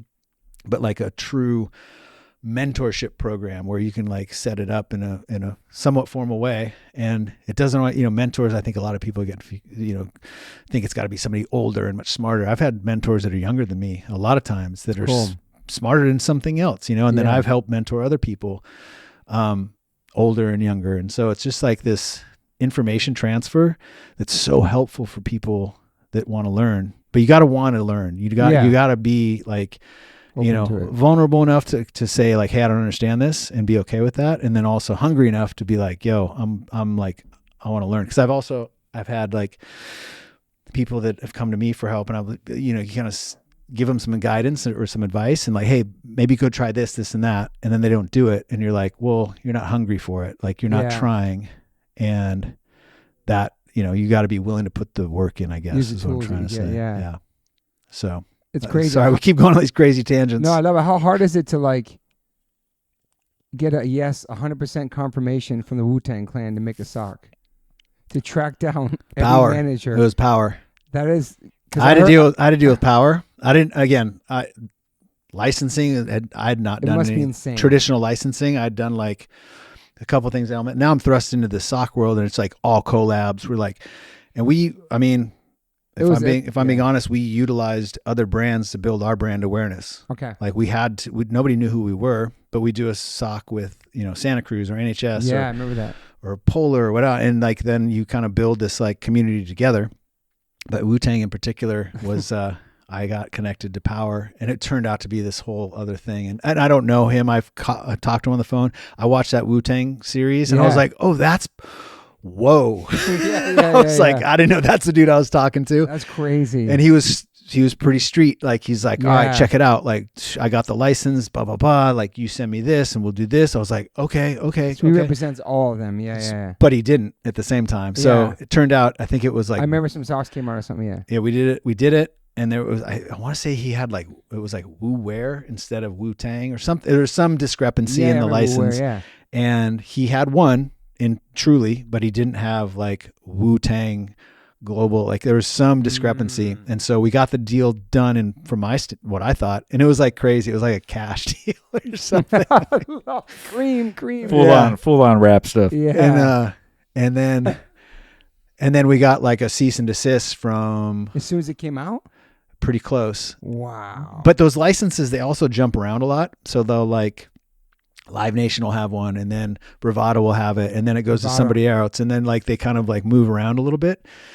And so I think it was, and again, I'm not trying to like get myself in trouble here, but like I think it was Live Nation was like, hey, that's our license, and I was like, we got it from Power. They're like, that's nice and all, but like he has that. This is like the business license. Gotcha. We ended up having to like, I think we had to pay them some money and like cease and desist, like stop making the socks. Wow. Fast forward, Albie came in later and got the real deal. Which you guys still make your Wu-Tang stuff now. Yeah, it's cool. Yeah. And again, I don't know, like I don't want to like throw shade at any part of this, but it was like a learning experience for me. Because I know how to deal with musicians in general, just on a friendship level, let alone business level or licensing level. You know what I mean? Like you had Outkast, Cameron, Will Smith, everybody, man. Like, it's crazy. Nas, Raekwon. So much cool things, though, man. It was a lot. It was a lot of fun. So many cool collabs, you know what I mean? And the brand itself. Did anybody ever say anything about the logo? Where'd that logo come? Because sometimes people comment to me and say it looks like an Oxnard hardcore logo. Yeah, Ill Repute. Yes. Is that was from or no? No. Okay. No, but when I saw it for the first time, that's what I thought. I think I mentioned it too, because I was into Ill Repute growing up. Yeah. And like it was like Oxnard every time they see your sock or something. Yeah. And they had theirs in like a diamond, I think. Yeah. Anyway, the logo, it's a storied logo. Did you ever notice that? No, I didn't. I didn't. So the original logo was different. It was like these two sort of V's, like opposing V's, and there was this whole story behind it. And then we got a cease and desist from I don't know if I'm supposed to talk about this, maybe but not, anyway, a ski company. Okay, so we changed it, and then we had to change it a bunch of times, and then even now it's in contention. Damn, still. Yeah, it's so hard, man. It's just so hard to like come up with even company names these days. It's like you see these brands that come up that make up their name, Vissla and Volcom, and it's so hard to many. get like a traditional, just meaningful name or you got to pay a lot of money to do so. Yeah. And check, clear out all the licensing rights and all that stuff and legalities. It's like when somebody, it's like hello.com. I'm all, how the right? Yeah. Or I don't even know if that's a thing. I just made it up, but whatever, Yeah. Did you have a favorite collaboration or project that you did while you were? Are you proud of? Man, I had so many that I loved. One that I particularly liked was they're friends of mine, Cycle Zombies, the Stopnick family. Okay. Scotty Stopnick, Turkey Stopnick, Chase Stopnick, their dad, Big Scott, what do they call him? Papa Zombie.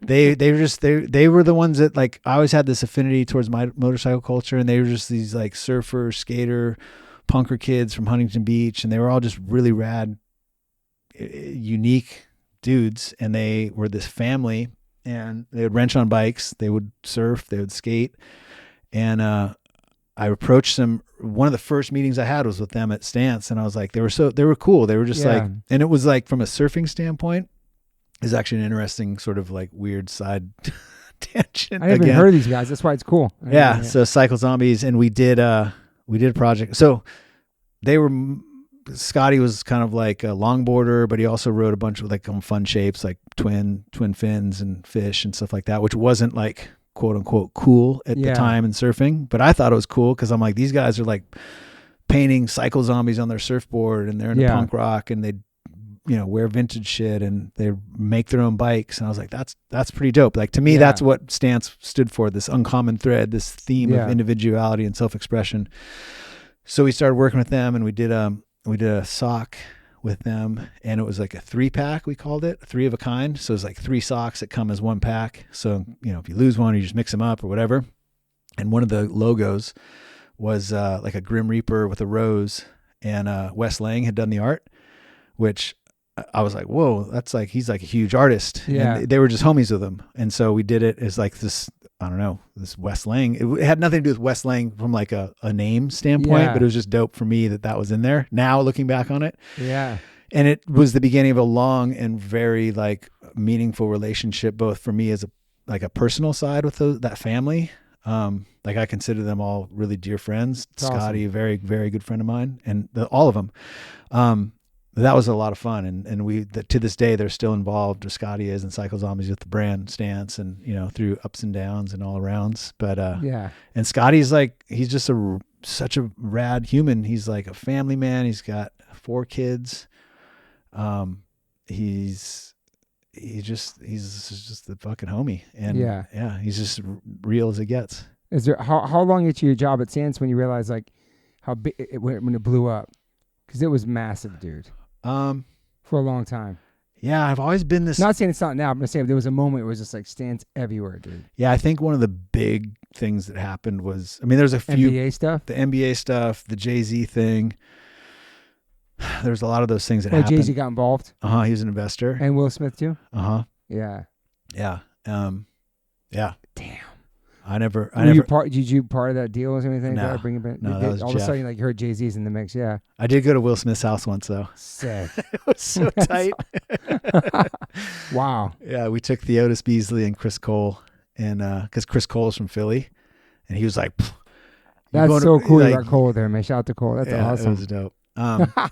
And he was the sweetest guy. Like he was so nice. I was like, wow, this guy's like really nice. Yeah. We were meeting with his son at the time, but it was like it felt it was crazy. Like he lives in Calabasas, and you just pull up to this unassuming gate, and the car in front of me, I was following someone, and they drove through, and I just drove through with them. Like, oh, the gate's open, I'll just drive through, like whatever. Didn't have to check in. And I pulled up. You drive for like forever. It's like coming to America when they're driving through the property. Yeah. Zamunda. And we drive forever, and it's so dope. And I pull up, and there's like a guardhouse or whatever, or a separate house that the guards live in, and they come out, guns, not drawn, but guns. And they're like, who are you? I was like, I'm here. I'm with everyone. I'm here with all these people. Like, give me your ID. I was all, okay. And like, you can have it when you leave. I was all, oh, dude, this is real. Legit, man. This is a real deal. It's not just some like Star Tours type shit. No, it's real shit. I'm going to blow it up right now. So, so Rich Roll's neighbor is Will Smith. Oh, really? Right behind his house. Oh, sick. And he's talked about this before, but yeah, because I've seen it from his backyard. He showed it to me. Yeah. It's like this I know. African inspired. I could take it off the pod, Joe, if you think I should, but I'm saying that. It's kind of cool, though, but yeah. And by no means am I friends with them. Like, I went there once, and dude, it was so cool because we were there meeting with his son, Jaden, and then Will Smith just shows up, pop, boom. They had this room. It was like all like a training room for like, you know, stunts and stuff, it felt like. And he was just all of a sudden he was there. I was like, whoa. And he was so kind. He was like, hey, what's up, man? I'm Will or whatever. And then I know who you are. we sat in these bean bags together, like next to each other. And I was like, whoa, I'm sitting with freaking Fresh Prince. This is dope. On a bean bag. On a bean bag. And he's like, we're talking like just small talk, you know? He's like, you want some snacks? I was like, yeah, like, sure. And like, dude, it was crazy. Like, almost like he snapped his fingers and all of a sudden there was just this like buffet I'm sure, of the most insane chef cooked, like everything, shrimp rolls to you name it. And then I was like, he's like, it's some snacks. I was like, okay. And we're like pulling some food together. And then just as quickly as he appeared, gone. Poof, he was gone. I never saw him again. Damn. Until he came by Stance one day. And I was like, came by Stance Office one day? Yeah. Wow. I mean, it's just, I've not been around a lot of celebrities and stuff. It's just kind of cool. You're like, oh, that's fucking absolutely, dude. I've seen a million times in movies. And he fucks with stuff. your brand. Like he likes it. He wanted to be part of it. Yeah. So the NBA, all that stuff kind of put it into the. It kind of made it like mainstream, you know, where people like your parents know about it. They're like, oh, or they see a store. Or, you know, Rihanna was another big one that kind of like put it. That's right. You know, whether or not it was a successful like product sales thing is, you know, but it's just like those things put it on people's radar. The what do you call it? Like the culture of like the notoriety of celebrity and stuff is so powerful, man. It's crazy. Like a Kardashian type thing, or you're friends with Travis Barker. You guys are both are, right? Yeah. Like I can't imagine what that's like now with his world. And I don't know him or them, but it's just got to be kind of weird, you know? Different world. Gets wild real quick. What about dealing with Biggie? You have to deal with his mom or like something like that? Or Tupac, because they have like these Tupac, estates. I think it was his mom. Okay. A lot of those were Albie. Albie did a lot of that. Albie brought a lot of that, like to deal directly with the mom. Yeah. And it's funny. They're all different, you know. I think Cameron was a very kind of like street deal. I guess I can see Cameron's being straight on with him or somebody. And like you know, and then there's some that are very formal licensing, business. You know, big contracts, and others are like, yo, I'm going to show up, but pay me in cash and da-da-da-da. You're like, oh, cool. That's kind of fun, the range. You know, you don't know what you're going to get. Like, one's going to be super gnarly and one's going to be like, yo, send me some stuff. How many years you there for? 6 years. Stance was only 6 years? No, I was only there for 6 years. Wow. It's been since 2010. Okay. Like, I think technically, like, business formed in end of 2009, but you just got burnt on it, being in that? I just think I realized a sense of entrepreneurship that I didn't understand I knew, or that I didn't know I had. And I kind of was like, oh, I think I want to prove myself to myself and to other people, like partly driven by my ego, I'd say. Like as much as I'd like to say I don't have one, I think everyone does. And there was a moment, I remember I was like, it was so crazy. The same thing happened at Element. I was really frustrated and I was like, God. And I was like the guy who's like, you cut me, I bleed Element raw. And then at this something snapped. I was like, I think I'm over it. I think I could leave. And then like, sure enough, I get that call about Stance. Yeah. And I had a similar feeling or sentiment about Stance where I was like, you know, I had a department. I was the CMO, Chief Marketing Officer. You were killing it and the company was thriving and everything at that time. Yeah. I mean, it was hard. It was a lot of work, and I got to hire. I mean, we were hiring people, and it was amazing. I think at one point I had like 20 to 25 people on like the marketing team. Wow. And this is a whole new world. Like I'm used to doing you start by doing it all yourself, and then you get to a point. You know, it's this gradual, long road of then you have to like, you know, delegate and lead people and show people how to do it and entrust them to do something. And it's like a really hard thing to do. Delegation is like so fucking hard to do, right? Because you have this control. You're like, no, this is how I want it. and somebody else is doing it. And you're like, vision God, too. you're not doing it the way I want it to. Yeah, he does. Do you micromanage, not micromanage? Yeah, how nothing much, worse than micromanaging. I hate being micromanaged. I don't want to micromanage anyone. So you almost have to, it's kind of like parenting. I don't know. Again, this isn't, I'm not studied in this other than having done it, but it's almost like parenting. You got to let them fail a little bit or fall and like not pick them up and don't helicopter parent them. And like, they can't zip up their jacket. They're not going to zip up their jacket. So what? But like you said earlier, you got to the CMO position by a failure. Yeah. And by starting and cleaning the screens or whatever, you know, I had to do it all from the ground up, man. And not in like I'm this self-made, like I just did shit and I learned it and I figured it out the hard way. And I'm the CMO. I'm like, what the fuck? I have a chief in my title. Like, what the fuck? This is so crazy. But I leaned into it. I loved it. I thought it was like, I was like, oh, this is, I need to be this. And you kind of like, I feel like I need this accolade or this and that. And you have this sense of like, I need to fill these shoes a little bit. And in all honesty, I didn't know if I was like necessarily could fill those shoes. Yeah. You know, I was just doing what I did. And all of a sudden I have this thing and this title and this team. I'm like, whoa, how did I get here? And it was a little unnerving. And I'm like, our responsibility too. I really did like leading a group of people. Like I've always liked, I've been like reluctant to do it, I guess. Like I don't want to be the guy in front, like, oh, this is how we're going to do it. But like when there's something to do, I'll go ahead, jump in and do it. And then try to learn from it and try to help somebody else do it. Which I guess is leadership. And it was a lot of fun. At that level though, it became more about like, less about the work itself and getting everyone to work together. And like, it's almost like these HR things where you're like, so-and-so's fighting with so-and-so. And you're like, oh God, I got to talk to them. And But that's the thing. You have 22 people, you said? 25 at the total. Yeah. I think. So each one of them has their own struggles personally, and it all comes to work. Mm-hmm. Yeah. And that's I like that. Like I like relating to people. And I've always been pretty open book about myself, not on a podcast. This is the first time.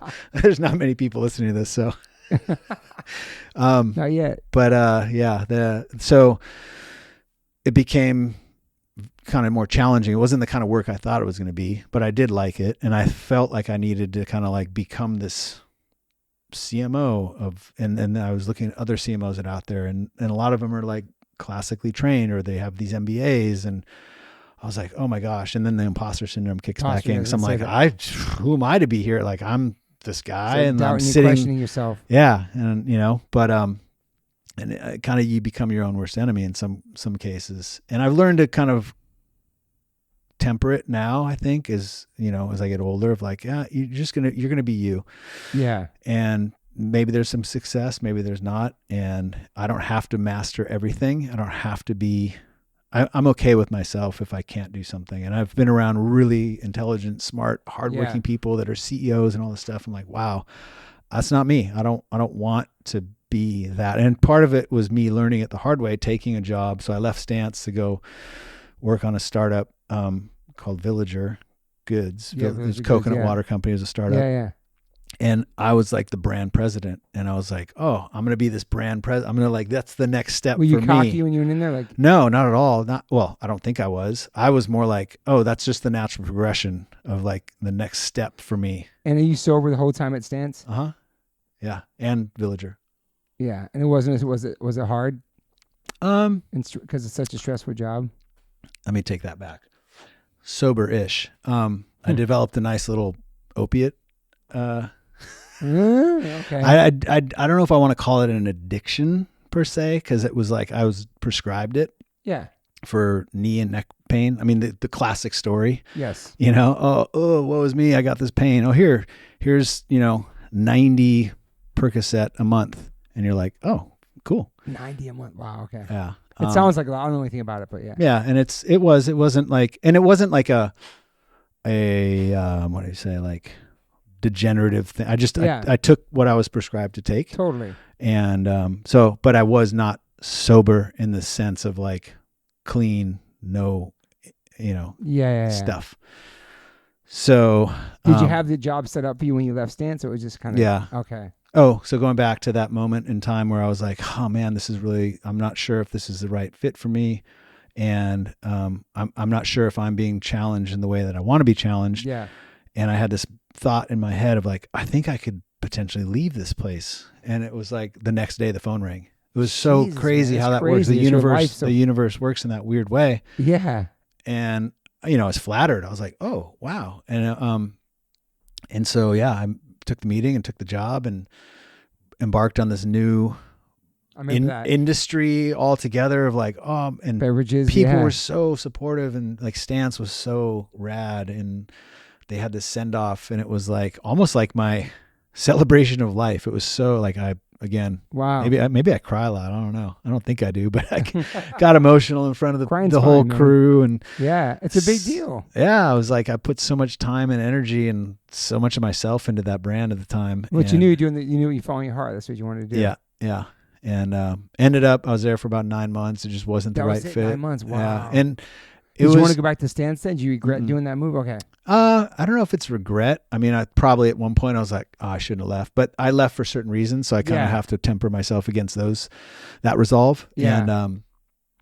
And, God, sorry, I'm making this. But it was like an independent label when you started, then it turned into a major label. Yeah. Do you know what I'm saying? Like the Stance, it blew up so big. It's like a bunch of different people. Mm-hmm. Right? It's probably a couple hundred people working there. Great learning lessons. But kind of like Etnies though too, right? When they got acquired, or I'm sorry, not Etnies, Element. When they got acquired. Mm-hmm. Yeah, same thing. It turns into thrust into a new machine. World. I'm all, whoa. Yeah. And it's big. Yeah. Yeah, I think Element at its peak when we were there, I think it was like 200 something million, which from like a skateboarding company, I mean, it was mostly apparel sales, but like truly like a skate brand was pretty like wild. 225, something like that. Crazy, man. So after the Villager thing, then what do you do with them? So then I took some time off. I was like, I just need to like find who I am. So this is important. So at Villager, I really tapped into like, I had a vision for this kind of like, it was coconut water. It was healthy. It was sort of the antithesis of energy drinks. That's kind of how we were positioning a little bit. And, I've really discovered like this wellness journey for me, or like as a brand, like, I'm perpetuating this thing that's going to help people. And I was like, I so connected with that. That's when Wim Hof kicked in for you. Yeah. So funny story about that. I was in Kauai, which is in Honolulu Bay, which is probably one of my favorite places on earth. And it's a smaller island of the Hawaii chain, with my family. And I was having coffee with my friend in the morning, and we're talking about this and that. And I hadn't joined Villager yet, but it was in contemplation. I was like, what do I do? It's December, blah, blah, blah. And we're talking about like this journey we're on. And he's like, you ever heard of Wim Hof? And I was like, what the fuck is that? And he's like, okay, he's like, didn't say anymore. He's like, just go ask Kai Borg, this guy, Kai Garcia in Hawaii. He's like, just go see Kai Borg. I was going to Oahu right after that. And I was like, oh, okay. And I'd known Borg a little bit. And so I hit him up. I was like, hey, I'm here on Oahu. What's up with Wim Hof? He's like, and do you know who Kai Borg is? No, I heard he's the name just, now. He's kind of heavy individual, like in as far as like, just his, he's just a rad guy, but very, don't want to fuck with him. Okay. Badass. Okay. Yeah.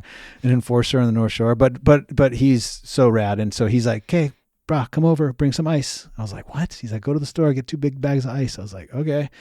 So I go over to his house, and I heard about ice baths and stuff. And I kind of by then was like, what, kind of got some, figured out a little bit about Wim Hof. So I go to his house.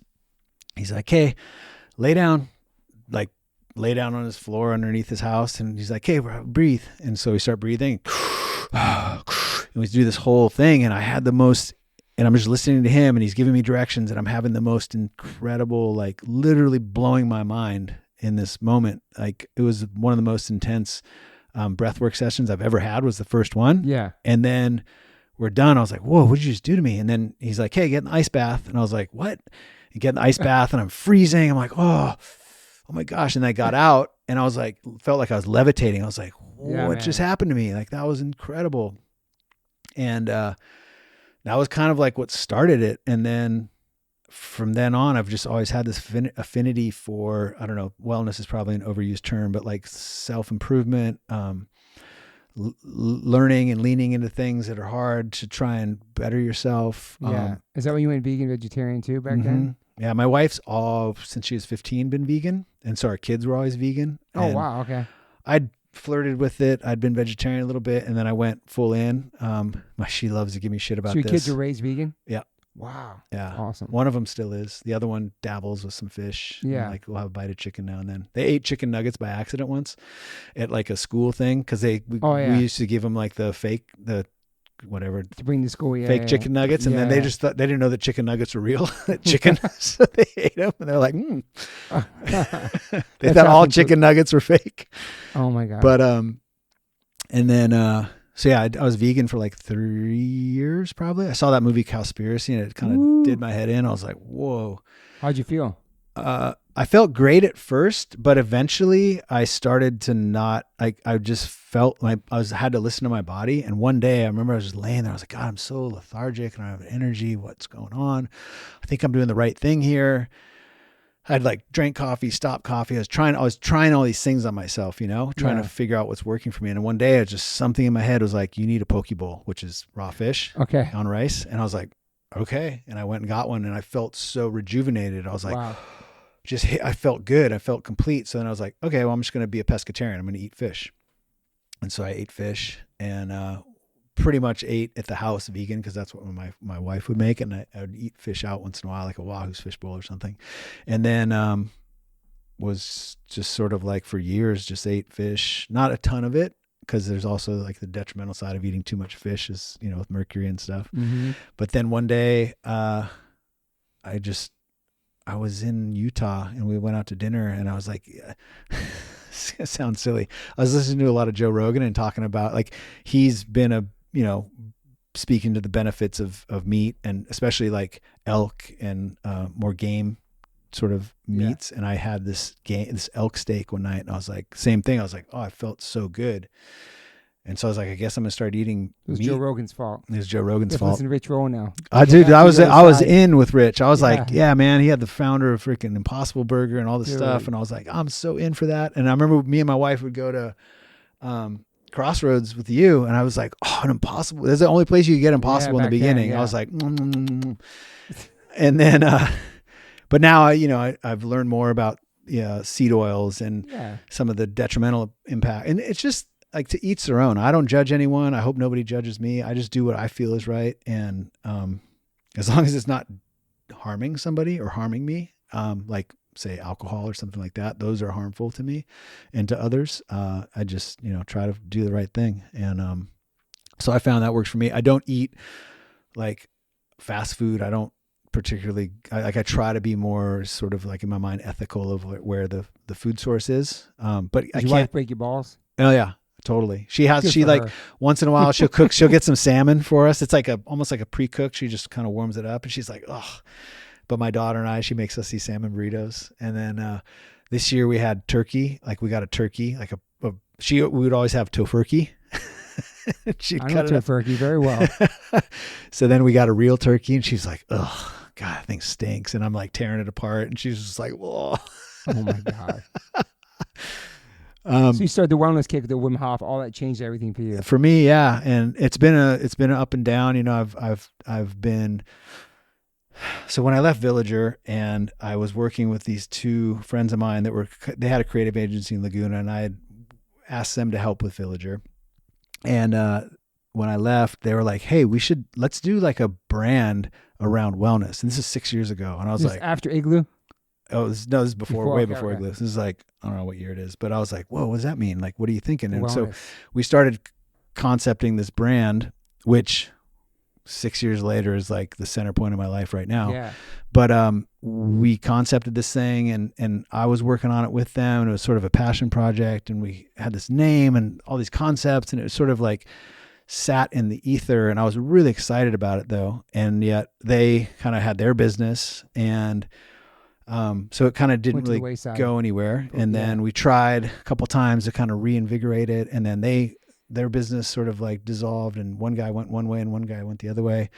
And so it never materialized as a brand. And then one of the guys, his name is a dear friend of mine, Bronson Christensen. He and I were like, hey, let's do this. Like our friend Jeff at the time was like kind of kicked out and was like, I'm going to do something else. And so me and Bronson were like, okay, but we had to change this name that we had at the time.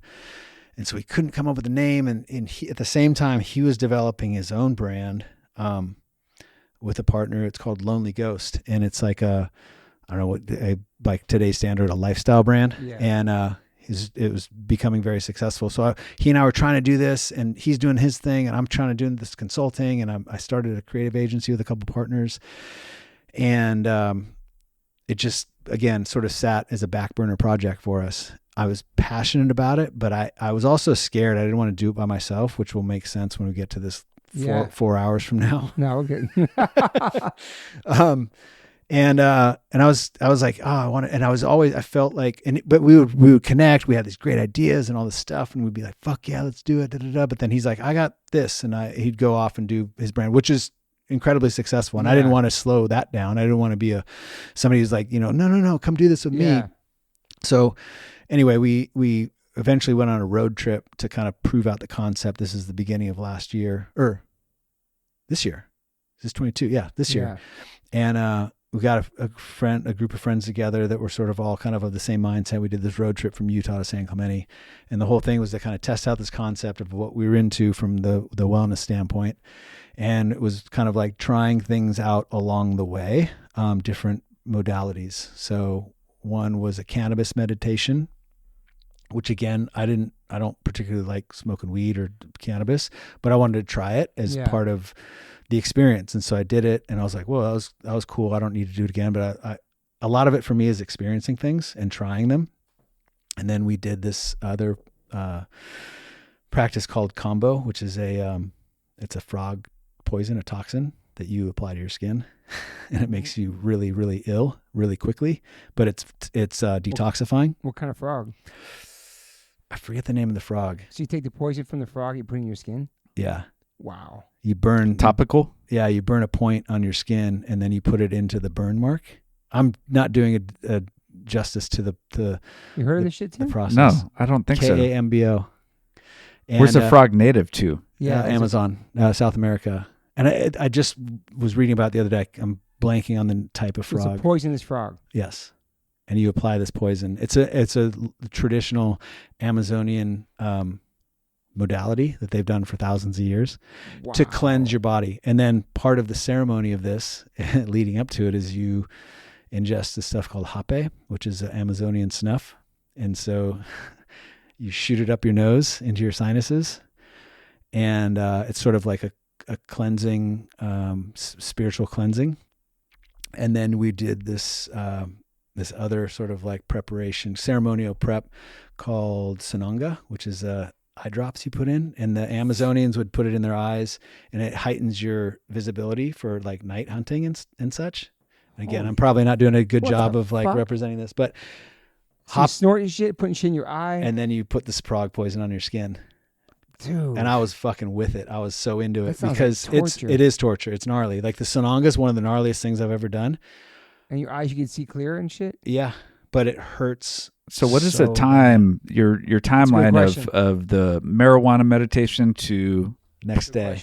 2 days. So it's a 2-day process. Yeah. And where are you guys posted up at?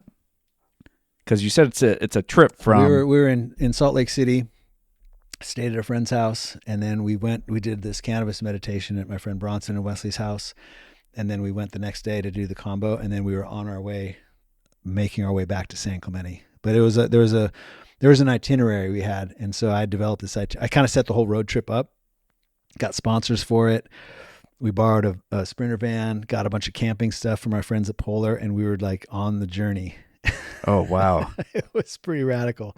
And it was a quick journey because, everyone was like really busy with their regular lives. And I was like, kind of like, hey guys, let's just do this thing real quick. Let's film it. We'll document it. And then like, we'll know if this quote unquote brand can become a reality. Cause I was passionate about it.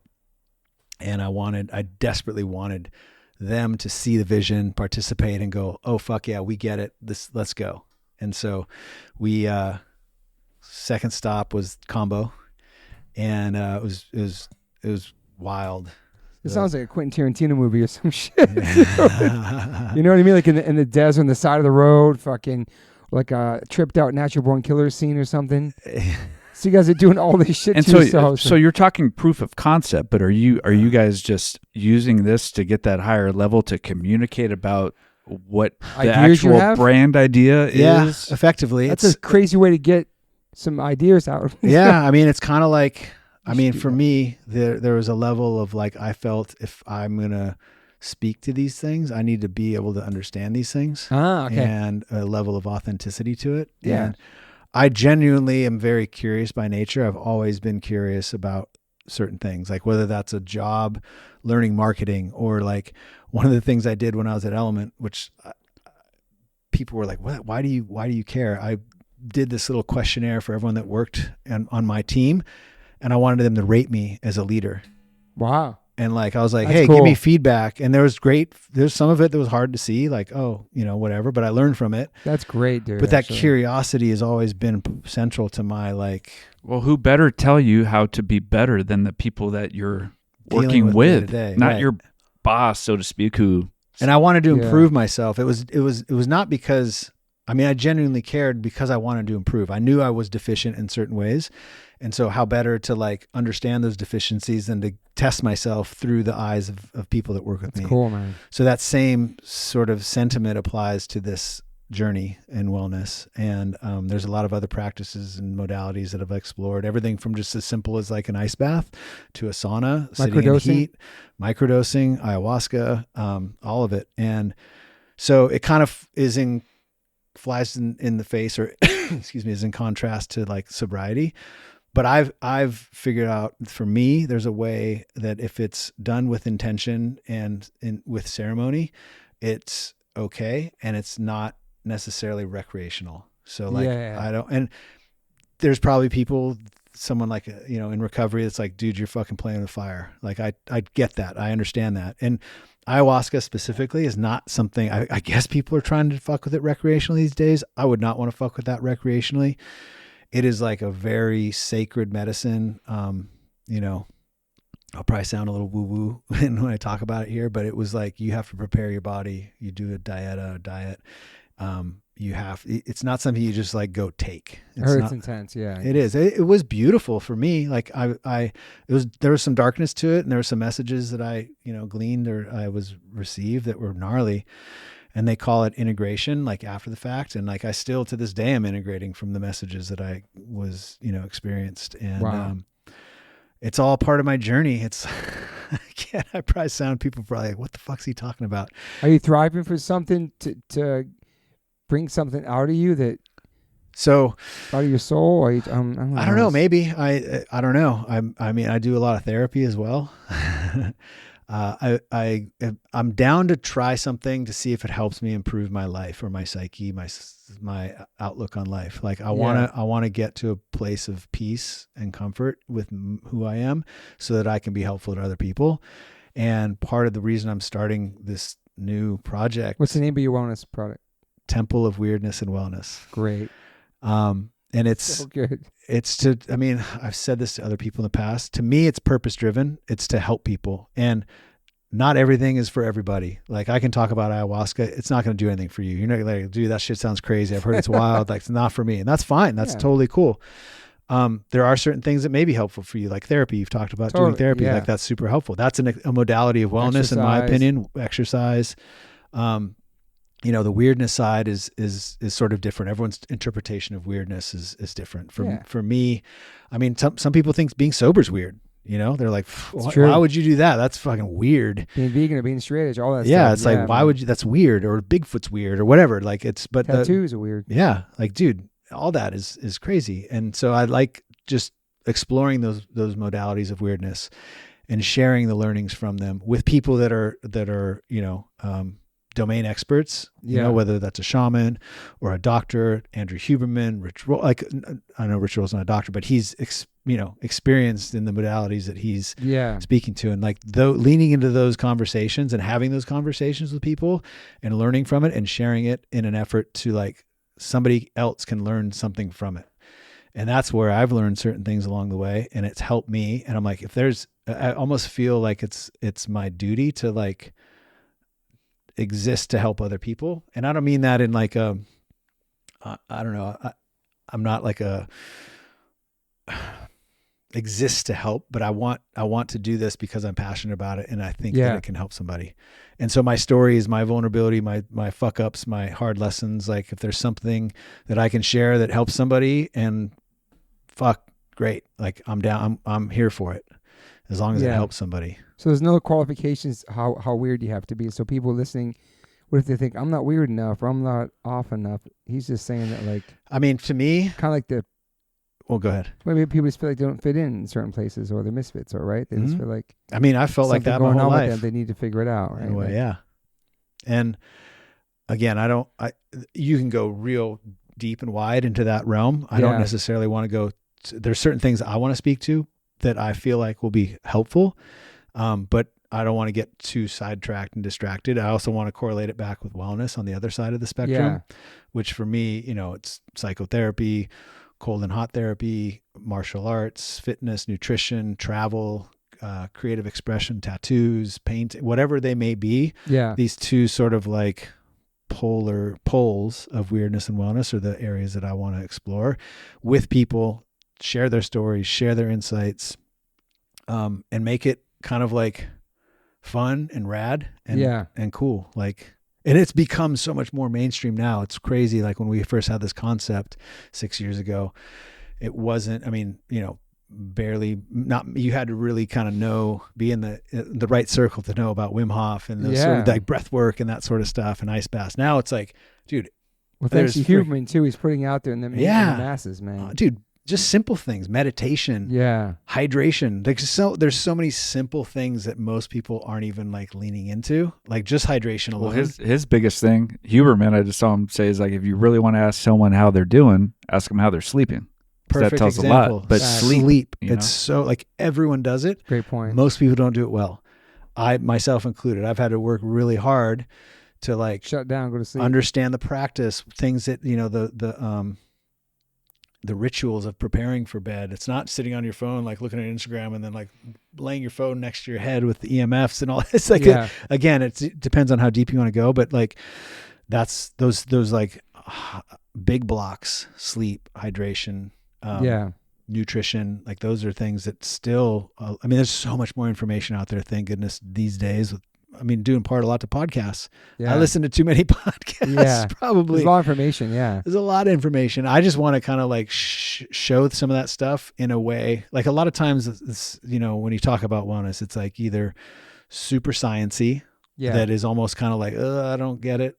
Thank goodness Huberman breaks it down into like layman's terms for someone like myself. I'm like, I kind of get what he's talking about now. It's either kind of like too hippy dippy, kind of Burning Man, like maybe unrelatable, or it's too, I don't know, like just an unrelatability. I want to make these things more relatable for people, for young people too, that'll like say Max, he's like, oh, that's cool. I want to lean into something like that because it's portrayed in a way that's, I don't know what other term, but cool, quote unquote. Yeah. And so I know you can have a podcast and stuff, and you have a portal. Like, where's this going to live? It's going to be interactive. It's going to be online only. You're going to have like meetings. You're going to have like a place to go. Like, how do you see this? How do you envision this? Oh man, that's a good question. This is a lot of things you want to do. Yeah, too many things probably. Are you guys going to be doing guided journeys? Yeah, I want to get into that. I want to have a space where we can, a place to be comfortable and, accept some of the weirdness, if you will. We have conversations like they have at AA meetings or NA meetings where you sit. Dude, I would love that. I would love that. I would love to have a canvas meditation followed by an AA meeting. So there'll be a real life physical space. There'll be an online place. There'll be everything. So the podcast is something that I was not into. Again, I love podcasts. I listen to too many podcasts. I never wanted to host a podcast. Yeah. I still am a bit reluctant about it. Even just sitting here talking, this is the first time I've talked. You have a soothing, relaxing voice. Thanks. No, you do. You really is good. Your voice sounds great. Hopefully it works for my podcast. It's calming. Cool. Yeah. So somebody who's been helping me with the development of this brand, his name's Sam Allen. He was big in advocating to do the podcast, and it was like I was like, nope, fuck no, there's no way. I don't want to be the guy. Yeah. And I don't want to be like this host, and I don't want to open myself up to like the public figure. Like that's not who I'm trying to be. But at the same time, I don't know who else is going to do it for this. Like I can't hire somebody to do it. I just have to do it. And it is so much of an extension of my personal journey. who better to talk to it and talk about it with people. And I genuinely want to have you on and talk about your life and the journey that you've been on, and all these people. I'm genuinely curious about learning from them and sharing those learnings with other people. So hopefully there's an audience that people are attracted to. I want to do, I don't want it to be a clothing brand per se, but I want to make some, hoodies and tees and hats that just sort of express what this, brand is about. Yeah. I want to create content. I love creating content. That was one of my favorite things to do at Stance, was just create content around collaborations or punks and poets and help tell this. It's such a great vehicle for storytelling. Photos, videos, copy, just the written word is so important. And then how that's expressed through the podcast, the website, social media, YouTube, all that stuff. And trying to launch it next year. What's that? Launch it 2023. Yeah. And the podcast has been such a beast, because unlike you, I was, video is a part of it from the get. Yeah. And I just, so much of this stuff, I'm wishing I'd paid more attention to all the amazing video people I've worked with over the years and photographers. And I pick up a camera, I'm how do I turn this on? But I've been around some of the most, playbacks and all these people that are so amazing. Mark Schwinner, Ricky Bean, all these people that have and they've been so open to helping me or teaching me. I was just nah, I don't need that. And now I'm fuck, I wish I had paid attention or asked the right questions. And so we're trying to do this podcast. We're doing it in a bus. So it's mobile for the first little while. Cool. Hopefully the concept is validated and we can actually, make it something, and then eventually hopefully have a space or, do them, I don't know, Zoom ones. I don't know. So it will start off as a podcast. Yeah, I think podcast, website. And then it's really about the community of people. So identifying with these individuals that have something to say, that are keen to share what they're into, yourself included. I consider you part of this community based on what you do. You're a podcaster, you're a hardcore singer, you're a parent, vegan. So you have a message there's probably a lot of people more so through your own platform that see it. But if there's somebody that gets introduced to it through ours, fucking awesome. Yeah, great. Yeah. It's all about sharing and learning. And I don't want it to be this competitive thing. At the end of the day, if everyone's... It's all for the greater good of the world and help people. Yeah, I don't want to sound too altruistic, but really that's what gets me fired up, is seeing somebody improve themselves through sometimes hardship. Sometimes it's fucking hard shit you got to do, being sober, getting sober, putting frog poison on your skin. It's not fun. It's not like a high. It's just it sucks. Yeah. You fucking put the poison on, you writhe, you have the flu for 20 minutes, you throw up, and then you're done. But the benefit of that. What is the benefit of that, please? It cleanses it detoxifies you. at the organ level. Okay. Yeah, it's pretty Are you radical. sure about that? Yeah. Okay. So you felt a big difference after that? Yeah. But everything. Would you do it again? Yeah. You're supposed to do, typically you're supposed to do 3 sessions within one moon cycle or a month. I didn't. I did it kind of sporadically. Were you scared?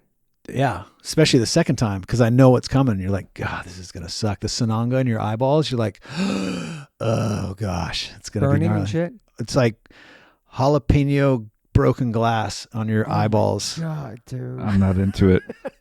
I don't know many people that would be into it from the unless you're a glutton for it, but it's hard, but it's beneficial. And a lot of times hard things end up being beneficial. If this is the initiation for the weirdness wellness thing you're doing, people you're are out. Scared, but it's not. No, there's no initiation. Yeah. There's no. It's just really, it's a journey, and again, I've probably to my detriment in a lot of ways, the adversity of life. I think that's where things are learned, and whether it's going to work out, it sucks to get up early and get out of bed at 5 a.m. and get to the gym, and you're stiff, and then you lift weights or you run or whatever it is you do. Getting in the ice bath fucking sucks. Getting in the ice bath is, dude, I've walked in front of mine 10 minutes pacing, feel it, no, it's too cold, nah. But then you get in and it sucks, and you get out and you feel amazing. I love it, man. I can't stand it. So that feeling, that adversity that you conquer, I think it's building blocks of life. You do it once and then you do something else that sucks, and you do something else that sucks. But it's a lot of those things that suck are actually the things that actually turn out better for you. You know what I'm saying? Things that are hard, you don't want to do, end up having the most effect on you, right, in a positive way, usually. Raising kids, having a conversation with your kid that's going to suck, but it's going to help them. That I don't know, maybe adversity is not the right word for that one, but like a lesson is learned, and it's like your kid does something messed up. You got to talk to him about it. You got to be a parent, not a friend. And like, they're probably going to get mad at you, but like, it's going to help them. Yeah. Versus like, it's cool. Like, let's just go watch a movie or smoke pot together or whatever it is. Like parents, I don't know, like that doesn't seem like it's going to benefit anyone. What I like about you is that you're still trying to get well. Like, you want to start this thing, but it's going to help you as well. It's going to be therapeutic for you. Fucking work in progress. Do you think that's the kind of the goal? Is it selfless? Or selfish? I should say selfish, yes. Not selfless. 110% selfish. Like, this is me wanting to create a career for myself that I can work and do something that's improving me. So I've worked in a lot of different places, and I've helped sell a lot of products. Yeah. And like, it's not always about the product, man. It's not always about the money. And I don't mean to sound like, again, altruistic. Like, I want to make money. I want to have a lifestyle that I'm comfortable in. I don't want to stress out over like, when I get older, am I going to have money to take care of myself? I don't want to put that on my kids, whatever it is. Like, I want those things, but like, I also want to do it in a way that's like befitting to the principles I believe in. And again, I understand I probably sound a little too altruistic here, if that's the right word. You're in such a different place in your life now too. Yeah, but it's taken a lot of fucked up shit to get me here. I know, and it's still, heard your story. It's crazy. Yeah. Dude, the other day I was sick. I got a cold, and I'm like a 2-year-old when I get a cold. I just like, man, what was me? Me too. And my wife is like such a badass about it. Same. I feel like not to speak for all husbands or dudes, but we're like the most, too. Like the biggest pussy. Oh my God. Yeah. I'm like in bed, all shivering, like. And then my wife's like on the computer, like. Yeah. They have to thug it out. I think it's what is that about us, man? That was so sensitive about that. Does it go back to our childhood about when we get, because even my son, if he gets like one of the, am I gonna die? Am I okay? But I think my son gets that from me. The hypochondriacness of it, you know what I'm saying? Like, yes. So here's my reflection point from me most recently being sick, and it wasn't that bad. I had like a cold and a cough. I still have this fucking lingering cough 4 weeks later. Coughing in my kitchen and shit. Go ahead. No, I'm good now. We know, bro. Come on, kid. But I was in bed and I was like, feeling sorry for myself, and then I watched this documentary on Netflix. I think I sent it to you. It's called Stutz. Oh, and it's Jonah Hill and his therapist. Yeah. Who's an older cat. I have some opinions on it. I want to hear your opinions on it. Okay, so I was watching it. It starts. Go ahead. My son's trying to make toast during the podcast. There's another plug in the other room, Max. Go ahead. And so it starts out as this like Jonah Hill is the therapist, or is the patient, and then it kind of flips halfway, and it's almost like Jonah Hill. Spoilers away, but okay. But there was one particular point in the film where his therapist is talking about just these different experiences in life, and he's like, "There's 3 aspects of life." And dude, is that the pyramid thing? No. That was dope too. There's some good gems in there. For Super good gems. But this one in particular, 3 aspects of life that are non-negotiable. Everyone has to experience it. And that's pain, uncertainty, and constant work. And the sooner you can kind of come to terms with those things, figure out principles and philosophies in your life that will help you work with that instead of against that, you'll be in a better place. You'll know that certain things are going to happen. Like I've had uncertainty I've had pain in my life. I've had uncertainty I've been at points where I'm like, God, I'm fucking so tired of working, but the work is constant, either constantly on yourself, with your family, with your kids, with your business. Like there's constant work. And it like really hit for me. I was like, it kind of like pulled me out of my like, woe is me moment of being sick. I was like, fuck, this is the pain. This is the uncertainty. And I was sick. It wasn't like, and when you're sick, there's a lot of people experiencing a lot more adversity and hardship than me being sick, but it was my moment, and I had to like lean into it. But it was like, holy shit! And then I started to research, like just Google stuff about pain and this level of uncertainty, and it really hit me because like uncertainty is an example. When I was at Stance, and like we were building this brand, and I had this equity position that could mean a lot of money for me, not a crazy amount, but like a comfortable amount.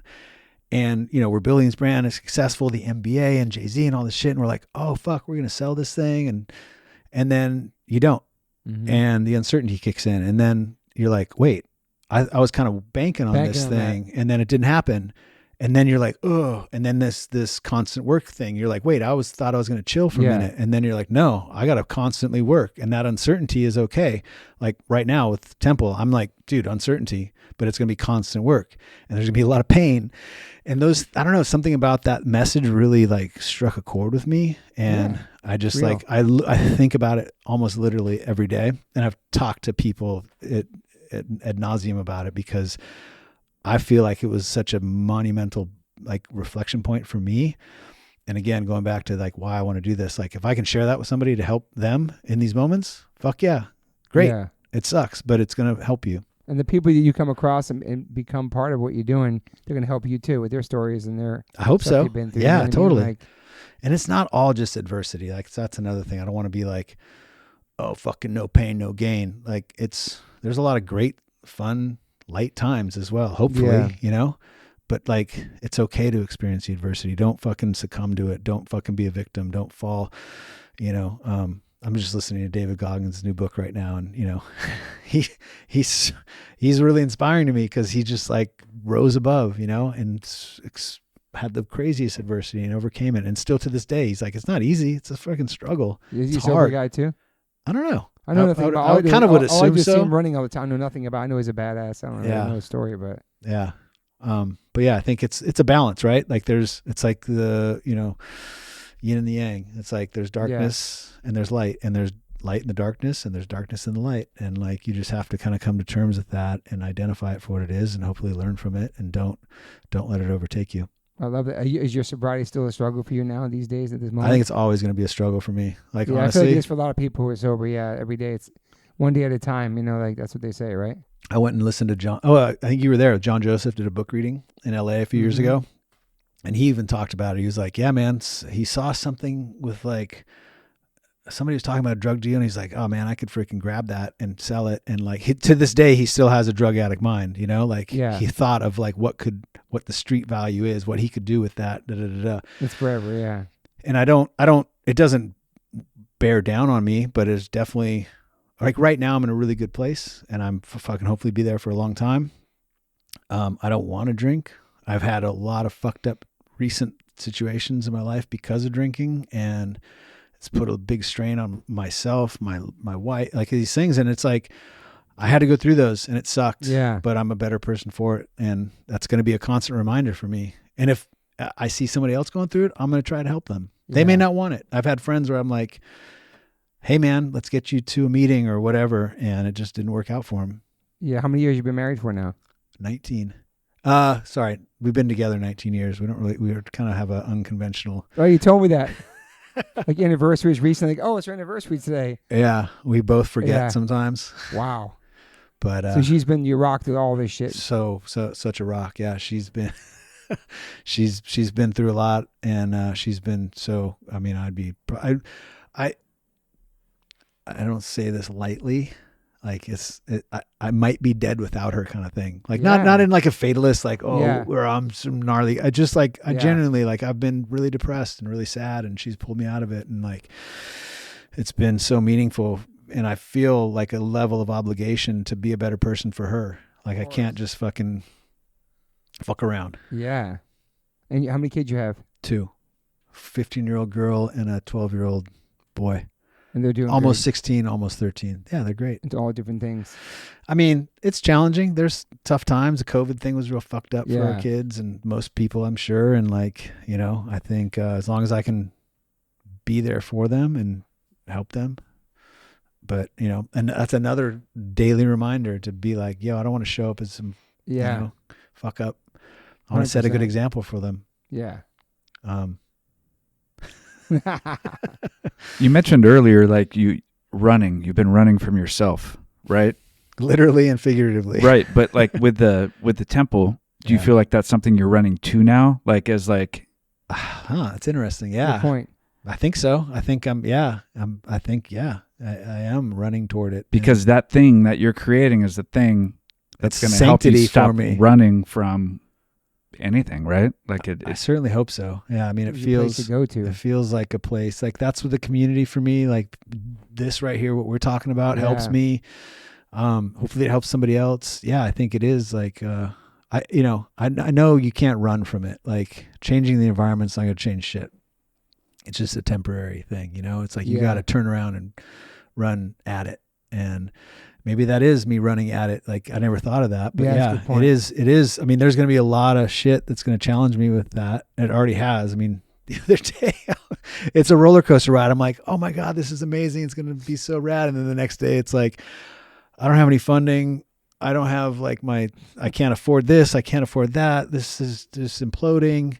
And then I wake up and I say I work out and then I get my motivation back and then a good thing happens. It's like this constant ride, you know? Absolutely. It's the uncertainty, the pain, uncertainty, and constant work. That's why that resonates so well with me. And I'm sorry to over-index on that one particular thing, but it did really resonate.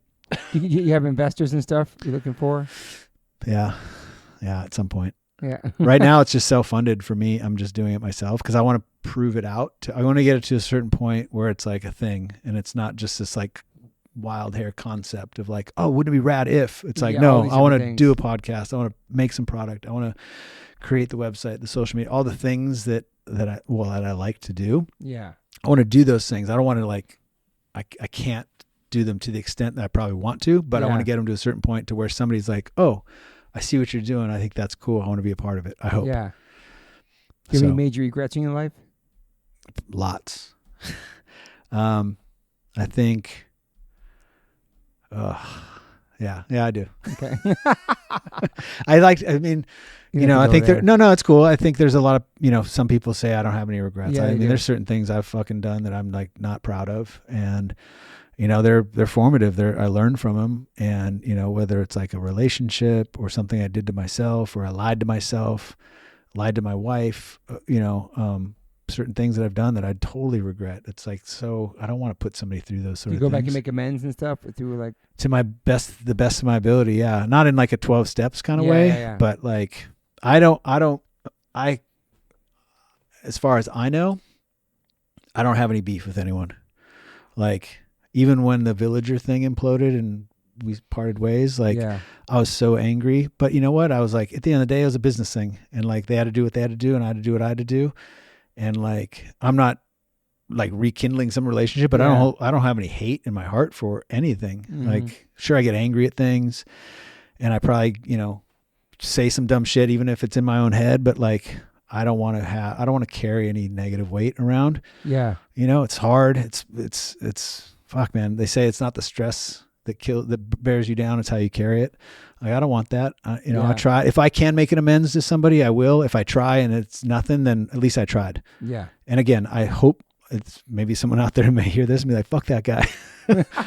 But tell me, let's talk about it. Let's fucking, he fired me. Hit me up. Tell me I'm fucked and let's talk about it. You have a great positive reputation, man. I hope everybody speaks highly of you and how we met through other people and like, yeah, man. I think that's all you got is like your word and your relationship and your perception. Like I want to die and everyone's like, oh man, we missed that guy. Yeah. Not like, oh, fucking good riddance. Yeah. You seem like an optimist. I think I appear to be an optimist. I'm probably a pessimist. You know why? I was going to say, because you've always said FTW and PMA and all your shit on merchandise. You did socks on your Instagram. That's been my thing. You're in between fuck the world and positive mental attitude. You want to hear my perspective on it? Yes, please. Okay. So one day I was sitting there and I was like, man, I've always like Bad Brains, PMA. That's where I discovered it. That's where it first resonated with me. It was like positive mental attitude. I was like, these dudes are sick. They're talking about positive mental attitude, but it's punk rock. It comes from potentially a negative space, whatever, your adversity. And I've always thought of like, fuck the world. I was like, fuck the world. That's kind of like, biker shit or like whatever. I was like, man, sometimes I'm like, fuck the world. And it's been this thing where it's like, it's like almost like a yin and yang for me. Like I try to meet things with positivity, but if at the end of the day, it doesn't work out, then fuck it. Like I want to do right by people and I want to, I want to have a positive influence. Yeah. Let's talk about the environment there's certain things I can't control. And you're like, well, fuck it then. It doesn't mean like, fuck the world. Like I want it to die. I want it to end. I just was like, fuck it then. Like that's the darkness for me versus the light. And it's these two things. And it's like always resonate. I remember I spray painted on a board, PMA, FTW, a skateboard I had. And I was like, huh. And then it just clicked. And this was in like 2009. And it like ever since that's always been your thing. Man, it's kind of been my thing. I don't know why. And then it's been cool because there's certain people that have also, I don't think don't think it has anything to do with me, but they've found a similar path. This guy, Noah Levine. I don't know. Yeah. So he's got it tattooed on him. I hit him up. He posted. I was like, fuck yeah, dude, that's sick. That's my shit. And he's like, mine too. I was like, rad. Wow, yeah, well, that's why we put it on the middle finger. Yeah. Yeah, the PMA in the finger, yeah. Hell yeah. Just don't flick people off. You think about it first, yeah. And it just always kind of resonated with me. And then I've seen like even Creature Skateboards did a board series, and one had a PMA and one was FTW. It was like sick. And then another guy, this guy James, I know, he did a beer brand. He did this thing with Rebel 8, Mike Giant. Yep. And it was PMA FTW. I was like, fuck, this is That's cool. my It's not trademark, just me. I know. It's like, but I'm like, it's a balance. it's a relatable thing for me. So you're somewhere in the middle. I mean, I try to be more PMA, but I don't want to do it in this like toxic positivity, like stay posy, like just smile through it. Like, nah, fuck that. No, it's not reality. No, it's just sometimes you can't. It's like you got to fucking, all right, let's go. The valley of death. No, for sure. That's awesome. I appreciate that balance. I think it's more and more in my life too. I feel like that too in a lot of ways too. I find I catch myself being pessimistic. My wife will call me out on it. She's like, gosh, because my dad sometimes is like that. I'm like, Dad, just don't dwell on it, man. Like, fuck, turn your attitude around, have a paradigm shift around it. Just think about it differently. And that's another thing that I think is, for me, has been helpful. Mindset. It's so important. I mean, that's PMA, that's FTW. It's totally. like abundance, scarcity, fixed. What's the opposite of fixed? Opportunity, whatever. And like, it's a mindset, and it's like, the glass half full, the glass half empty. Like, how are you going to come to something? And I want to show up with that abundance mindset, but sometimes I have to be honest. Sometimes I show up with scarcity mindset, but I find myself in it and be like, okay, whoa, dude, what you like? This is like scarcity. Yeah. Stop. Change your attitude with this thing. And it's like a process I have to go through. I might meditate through it. I might work out through it. Working out has been, for me, like, whether it's cardio or weights or martial arts or anything, it's like more mental than it is physical for me. Yeah. Like, it is, I would be crazy without it. And it helps me process things. And so I have to do it. If I don't do it, I'll go crazy. Yeah. So as long as my body will let me, I got to do it. And that could be skateboarding. It could be surfing. It could be, any number of things. And I've always tried to, like, I'll try just about anything. Like, it sounds like with the frog shit. Yeah, exactly. I mean, there's certain things I won't do, but like, for the most part, I remember just going to do whatever, martial art. I'm like, first time sucks. You're like, I don't know what I'm doing. I don't have any rhythm. You're just like, and then eventually you figure it out. Like the first time lifting weights, you're like, this is so heavy. I don't know what I'm doing. You're embarrassed. It's like, you're like the bar only. Fast forward a few years and you're like, oh, I feel good. Like I have a comfort level, but it takes this. Of course. I sound so philosophical. I'm sorry. I'm just, this is what goes on in my head, but it's like, you got to start somewhere, just get in there and try it. But that's the evolution, right? Yeah. Like if you're not evolving. Yeah. You're dying. Yeah. It's a great way to end this podcast. If you're not evolving, you're dying. It's true though, man. Fuck. There you have it. I'm so excited for you. I mean, for all the shit you have coming and to finally have you on you and hear your journey, because I've only known you as like Kingman, Stance, my boy, you know what I mean? Like, and then hear your whole journey and fucking all your struggles too. Yeah, they're real, man. It's to this. I mean, it's every day, It's interesting when you have a job like you, where like you pleased everybody, looked up everybody, laced everybody, hooked up everybody, did all the collabs you could do, drag your friends in, help your friends out. You're helping all these people, and at the same time, you're trying to help. You're trying to fix yourself throughout all of it. You know what I mean? Yeah. And making that time for yourself. Plus, you got a family. Plus, you're trying to run a business. All that. It's a lot, man. It is, and I think for the average human, there's a certain amount of like, I'll use the word again, vulnerability or openness to it. Like it's okay to talk about it. Like, it's like the mentor thing I talked about, where the smartest guys were asking the questions. Yeah, it's like I don't have it figured out. Like if somebody out there is listening to this and they think they can give me some insight, or they want to come on a podcast and share their story, dude, let's go. Like, tell me. I'm open to it. I'm here for it. Like, I want to learn. I want to grow. If I said something that's wrong tonight, tell me. Like, help me learn. Yeah. And that's all part of it. You killed your first podcast, man.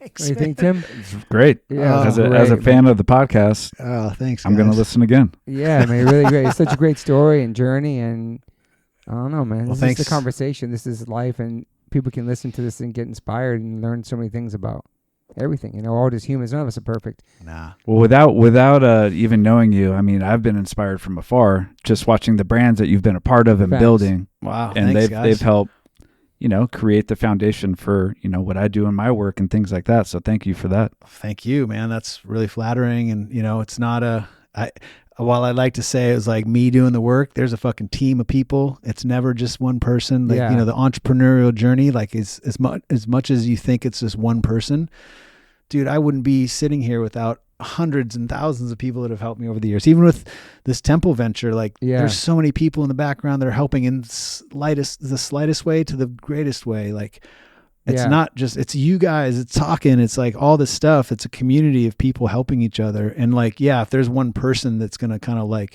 be the entrepreneur or, yourself as this podcaster, it's like you, but you're having these amazing guests and these conversations and it works together. Totally. And that's what it's all about. But thank you. I'm fucking stoked to be here. No, this awesome, is crazy. man. I can't believe I talk so much. And you killed it, bro. oh gosh, I'm freaking tired. It does get draining where you're just talking. Not for me. I love listening, but for you, getting everything out. You know what I mean? It's like, I just want to go on record real quick and say I really want to meet Dr. Andrew Huberman. Okay. Same. I want to go over my new, put it out there. Yes. Your bucket list shit. Okay.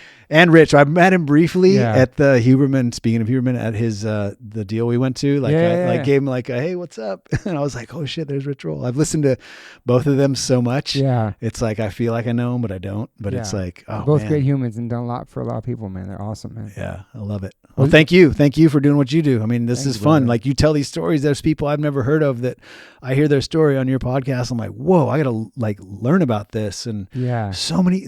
Everyone's got their journey. That's gonna be people with you, man. I hope so. I certainly never hope heard so. of you before. Now they know the story, or they're wearing stance socks. They didn't know you've been part of that. I'll probably go on record saying? as being the least known person on your podcast with the smallest social audience. No, man. You'd be surprised, man. But I just want to shout out to all the listeners who subscribe to this podcast, because I get up all the time if somebody says, yo, I don't skip through any of your episodes. I may not know who the person is, but I like the conversations in your kitchen. I like the vibe. So I listen to them and learn more about the people. So thank you to the listeners being open-minded for all my guests, because these are all people that have all had a positive impact on my life and their friends or people I've known through music or skateboarding or tattoo world. We're all connected, and that's the whole point of this podcast. We're all connected some way, right? That's it. One life, one chance. Exactly. Tim Millhouse, bro.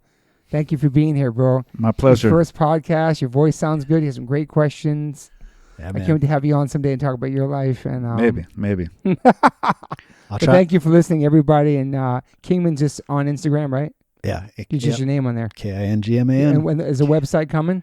Yeah, it'll be. I have two. Everything's trademarked, right? Because we have a lot of people that want to steal shit on this. All these listeners. I'm just kidding. Everything's trademarked. Yes. Okay, everything's trademarked. Everything's coming. Yeah, Temple of Weirdness and Wellness coming to whatever near you. And that's the name of the podcast as well. I'm not sure yet. I'm thinking that might be. I do want to have some slight separation. Yeah. But I also don't want it to be too far removed. You know, I was thinking about Weirdness and Wellness and Temple and this and that. So TBD. But I'm hoping. I want to record like based on your feedback. By the way, you've been a great podcast mentor of mine. Like I came to you, I was like, yo, I want to do this thing. What do I do? And you're like, oh, well, check it out. And then Chris Grenier, who does the Bomb Hole, my friend Wesley Christensen. Like again, it's not a solo journey. It's like with help. And I want to bank a few before I go do anything. But I also wanted to do like a monologue. Is that what you call it? Where I just talk for like 15, 20 minutes to explain what it's about. I don't want to do it, but I feel like I need to. It's really hard to sit in my kitchen and just stare at that wall and record by myself. It's so hard. I've tried it many times. Okay, maybe I won't do it. No, then. you can do it. I'm not saying to do it. I'm not saying it's hard, but you got to do it sometimes. I just want to set the table, this is what this is about. Yeah. I mean, I guess I did here. I did an intro on mine too. Okay. Before the first episode drops, this is what it's about. Yeah, that's it. That's what I want to do. Yeah, that's cool. But after that, or you could sit down and talk with someone about it. Mm-hmm. Good point. If it feels a little more natural that way. Yeah, it does. I feel like me just talking is going to be weird. But you do have a really great voice, man. Thank you. Radio voice. Yeah, you got a face for radio.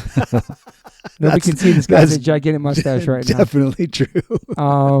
So yeah, thanks for listening, everybody. Tim Kingman, thanks for all being here. Bye. Thank you. 2.5 hours. That was amazing. Wow. Thanks. Peace, everybody. Bye. Peace. I always ask my guests if they have any regrets. I personally don't have any regrets. Even when it comes to my tattoos, I have the silliest tattoos. Even my ET on my leg it's still a childhood memory for me, and I love it. I've had tattoos on top of tattoos strictly because I wanted more tattoos. I started getting tattoos when I was 18. I'm 52 now, and I can't stop. I've had laser treatment before on something on my arm. It's 4 tattoos on top of each other. And that experience at that place was pretty fast. It was pretty cold. It was in and out, swipe the credit card. Don't really tell me much, didn't give me much details or anything was going to happen. So I never went back. So as of most recently, I'm so lucky enough to have had 2 sessions at Removery Tattoo Removal. My tattoo on my arm looks like a big black blob, is now super light. I've had 2 sessions. I have a long road ahead of me. None of this stuff happens overnight. You cannot take a tattoo up in one sitting. You have to be patient, and it's painful. They ice you up. It's super fast. To me, it felt like a bunch of rubber bands. But what's more painful than that is looking at something on your body that you think you're stuck with for the rest of your life. That sucks. But now for me, I'm really happy I started this journey. I'm slowly going to get this tattoo removed. I never thought in a million years I have any kind of real estate on my arm. I don't even know what I want, but it's exciting. I'm so honored to announce that One Life One Chance podcast is now with Removery. Call 866-934-4570 or go to removery.com. Use TobyH20 and get $100 off your first session. One of the most experienced tattoo removal companies in the world. Over 600,000 removal treatments done. 100 locations. US, Canada, and Australia. State-of-the-art peak-away laser technology. Cryotechnology to reduce any discomfort. This is so exciting to me because all I do in these podcasts is talk about tattoos. From day one, if you've been listening to this podcast, talk about tattoos, talk about getting removed, talk about getting covered up. So this is such a perfect fit for me. Definitely check out One Life One Chance Podcast, episode 281. I have Carmen Brody, Mike McTurnan, and Dustin Ortle from Removery. And this is over a 2-hour conversation. People submitted questions. It's an incredible conversation breaking down the do's, the don'ts, the fears, process, the results, everything you could imagine about getting a tattoo removed. It's all in this podcast. It's an incredible episode. I appreciate them all coming out for it. So check that out if you want to learn more about Removery and what it's like to get a tattoo removed. Once again, go to removery.com or call 866-934-4570. Use my code TobyH20 and get $100 off. These guys are located everywhere. Try it out.